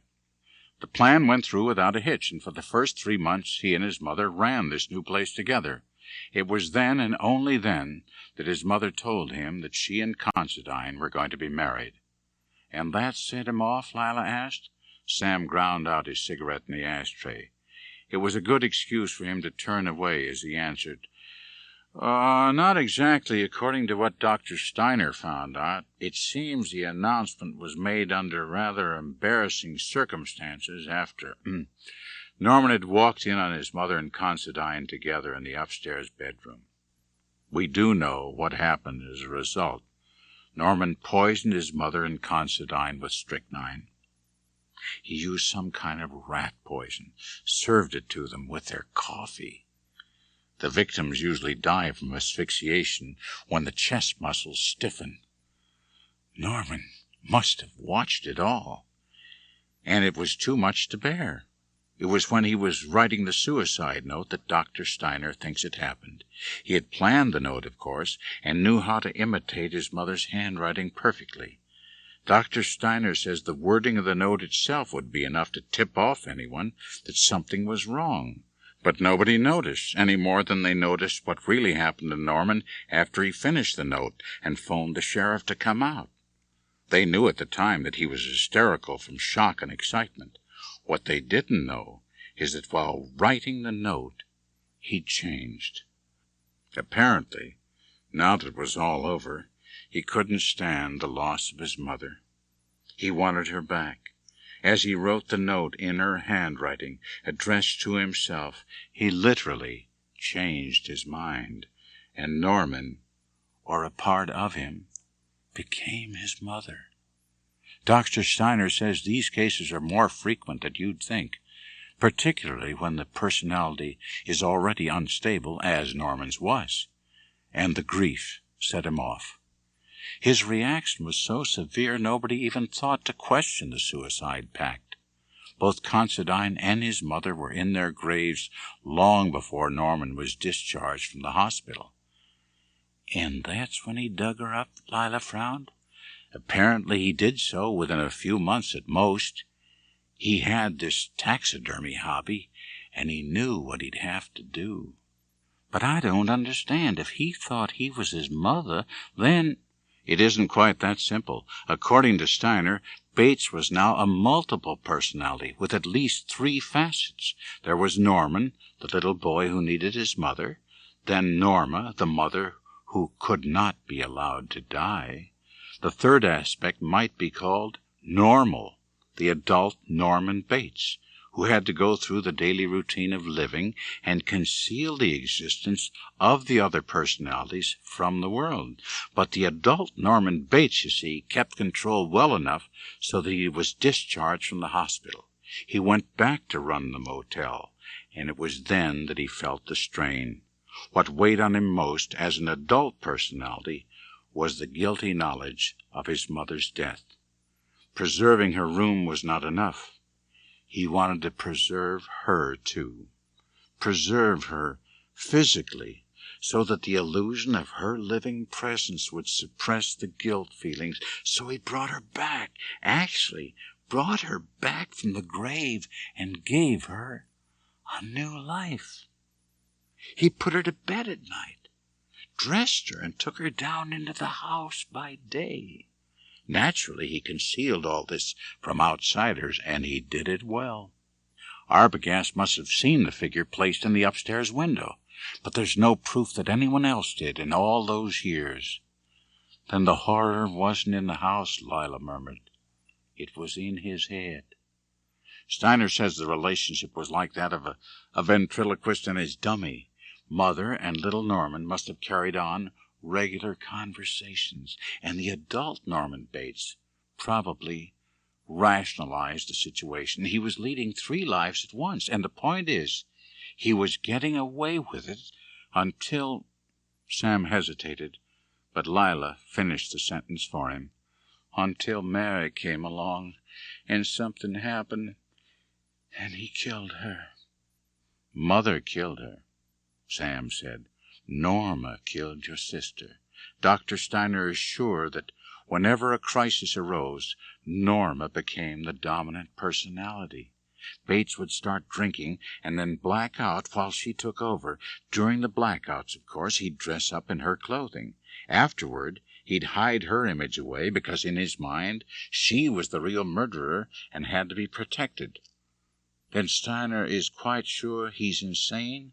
Psychotic, that's the word he used. Yes, I'm afraid so. He's going to recommend that Bates be placed in the state hospital, probably for life. Then there won't be any trial. No, that's what I came here to tell you. No, there won't be any trials. Sam sighed heavily. I'm sorry. I suppose the way you feel.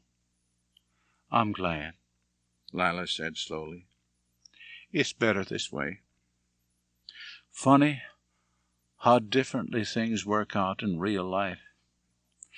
None of us really suspected the truth. We just blundered along until we did the right things for the wrong reasons. And right now, I can't even hate Bates for what he did. He must have suffered more than any of us. In a way, I can almost understand. We're all not quite as sane as we pretend to be. Sam rose, and she walked him to the door. Anyway, it's over, and I'm going to try and forget it. Just forget everything that happened. Everything, Sam murmured. He didn't look at her. Well, almost everything. She didn't look at him. And that was the end of it. Or almost the end. The real end came quietly. It came in the small, barred room where the voices had muttered and mingled for so long a time. The man's voice, the woman's voice, the child's. The voices had exploded when triggered into fission, but now, almost miraculously, a fusion took place, so that there was only one person in the room. There had always been one person, and only one. She knew it now. She knew it, and she was glad. It was so much better to be this way, to be fully and completely aware of oneself as one really was. To be serenely strong, serenely confident, serenely secure. There had been a bad boy in the bad dream, a bad boy who had killed her lover and tried to poison her. Somewhere in the dream was the strangling and the wheezing and the clawing at the throat and the faces that turned blue. Somewhere in the dream was the graveyard at night and the digging and the panting and the splintering of the coffin lid, and then the moment of discovery, the moment of staring at what lay within. But what lay within wasn't really dead. Not any more. The bad boy was dead instead, and that was as it should be. There had been a bad man in the bad dream, too, and he was also a murderer. He had peeked through the wall, and he drank, and he read filthy books, and believed in all sorts of crazy nonsense. But worst of all, he was responsible for the deaths of 2 innocent people, a young girl with beautiful breasts, and a man who wore a gray Stetson hat. She knew all about it, of course, and that's why she could remember the details, because she had been there at the time, watching, but all she did was watch. The bad man had really committed the murders, and then he tried to blame it on her. Mother killed them, that's what he said, but it was a lie. How could she kill them when she was only watching, when she couldn't even move because she had to pretend to be a stuffed figure, a harmless stuffed figure that couldn't hurt or be hurt, but merely exists forever? She knew that nobody would believe the bad man, and he was dead now, too. The bad man and the bad boy were both dead, or else they were just part of the dream. And the dream had gone away now for good. She was the only one left. And she was real. To be the only one, and to know you are real. That's sanity, isn't it? But just to be on the safe side, maybe it was best to keep pretending that one was a stuffed figure. Not to move. Never to move. Just to sit there in the tiny room forever and ever. If she sat there without moving, they wouldn't punish her. If she sat here without moving, they'd know that she was sane. Sane! Sane! She sat there for quite a long time, and then a fly came buzzing through the bars. It landed right on her hand. If she wanted to, she could reach out and swat the fly. But she didn't swat it. She didn't swat it, and she hoped they were watching, because that proved what sort of a person she really was. Why, she wouldn't even harm a fly.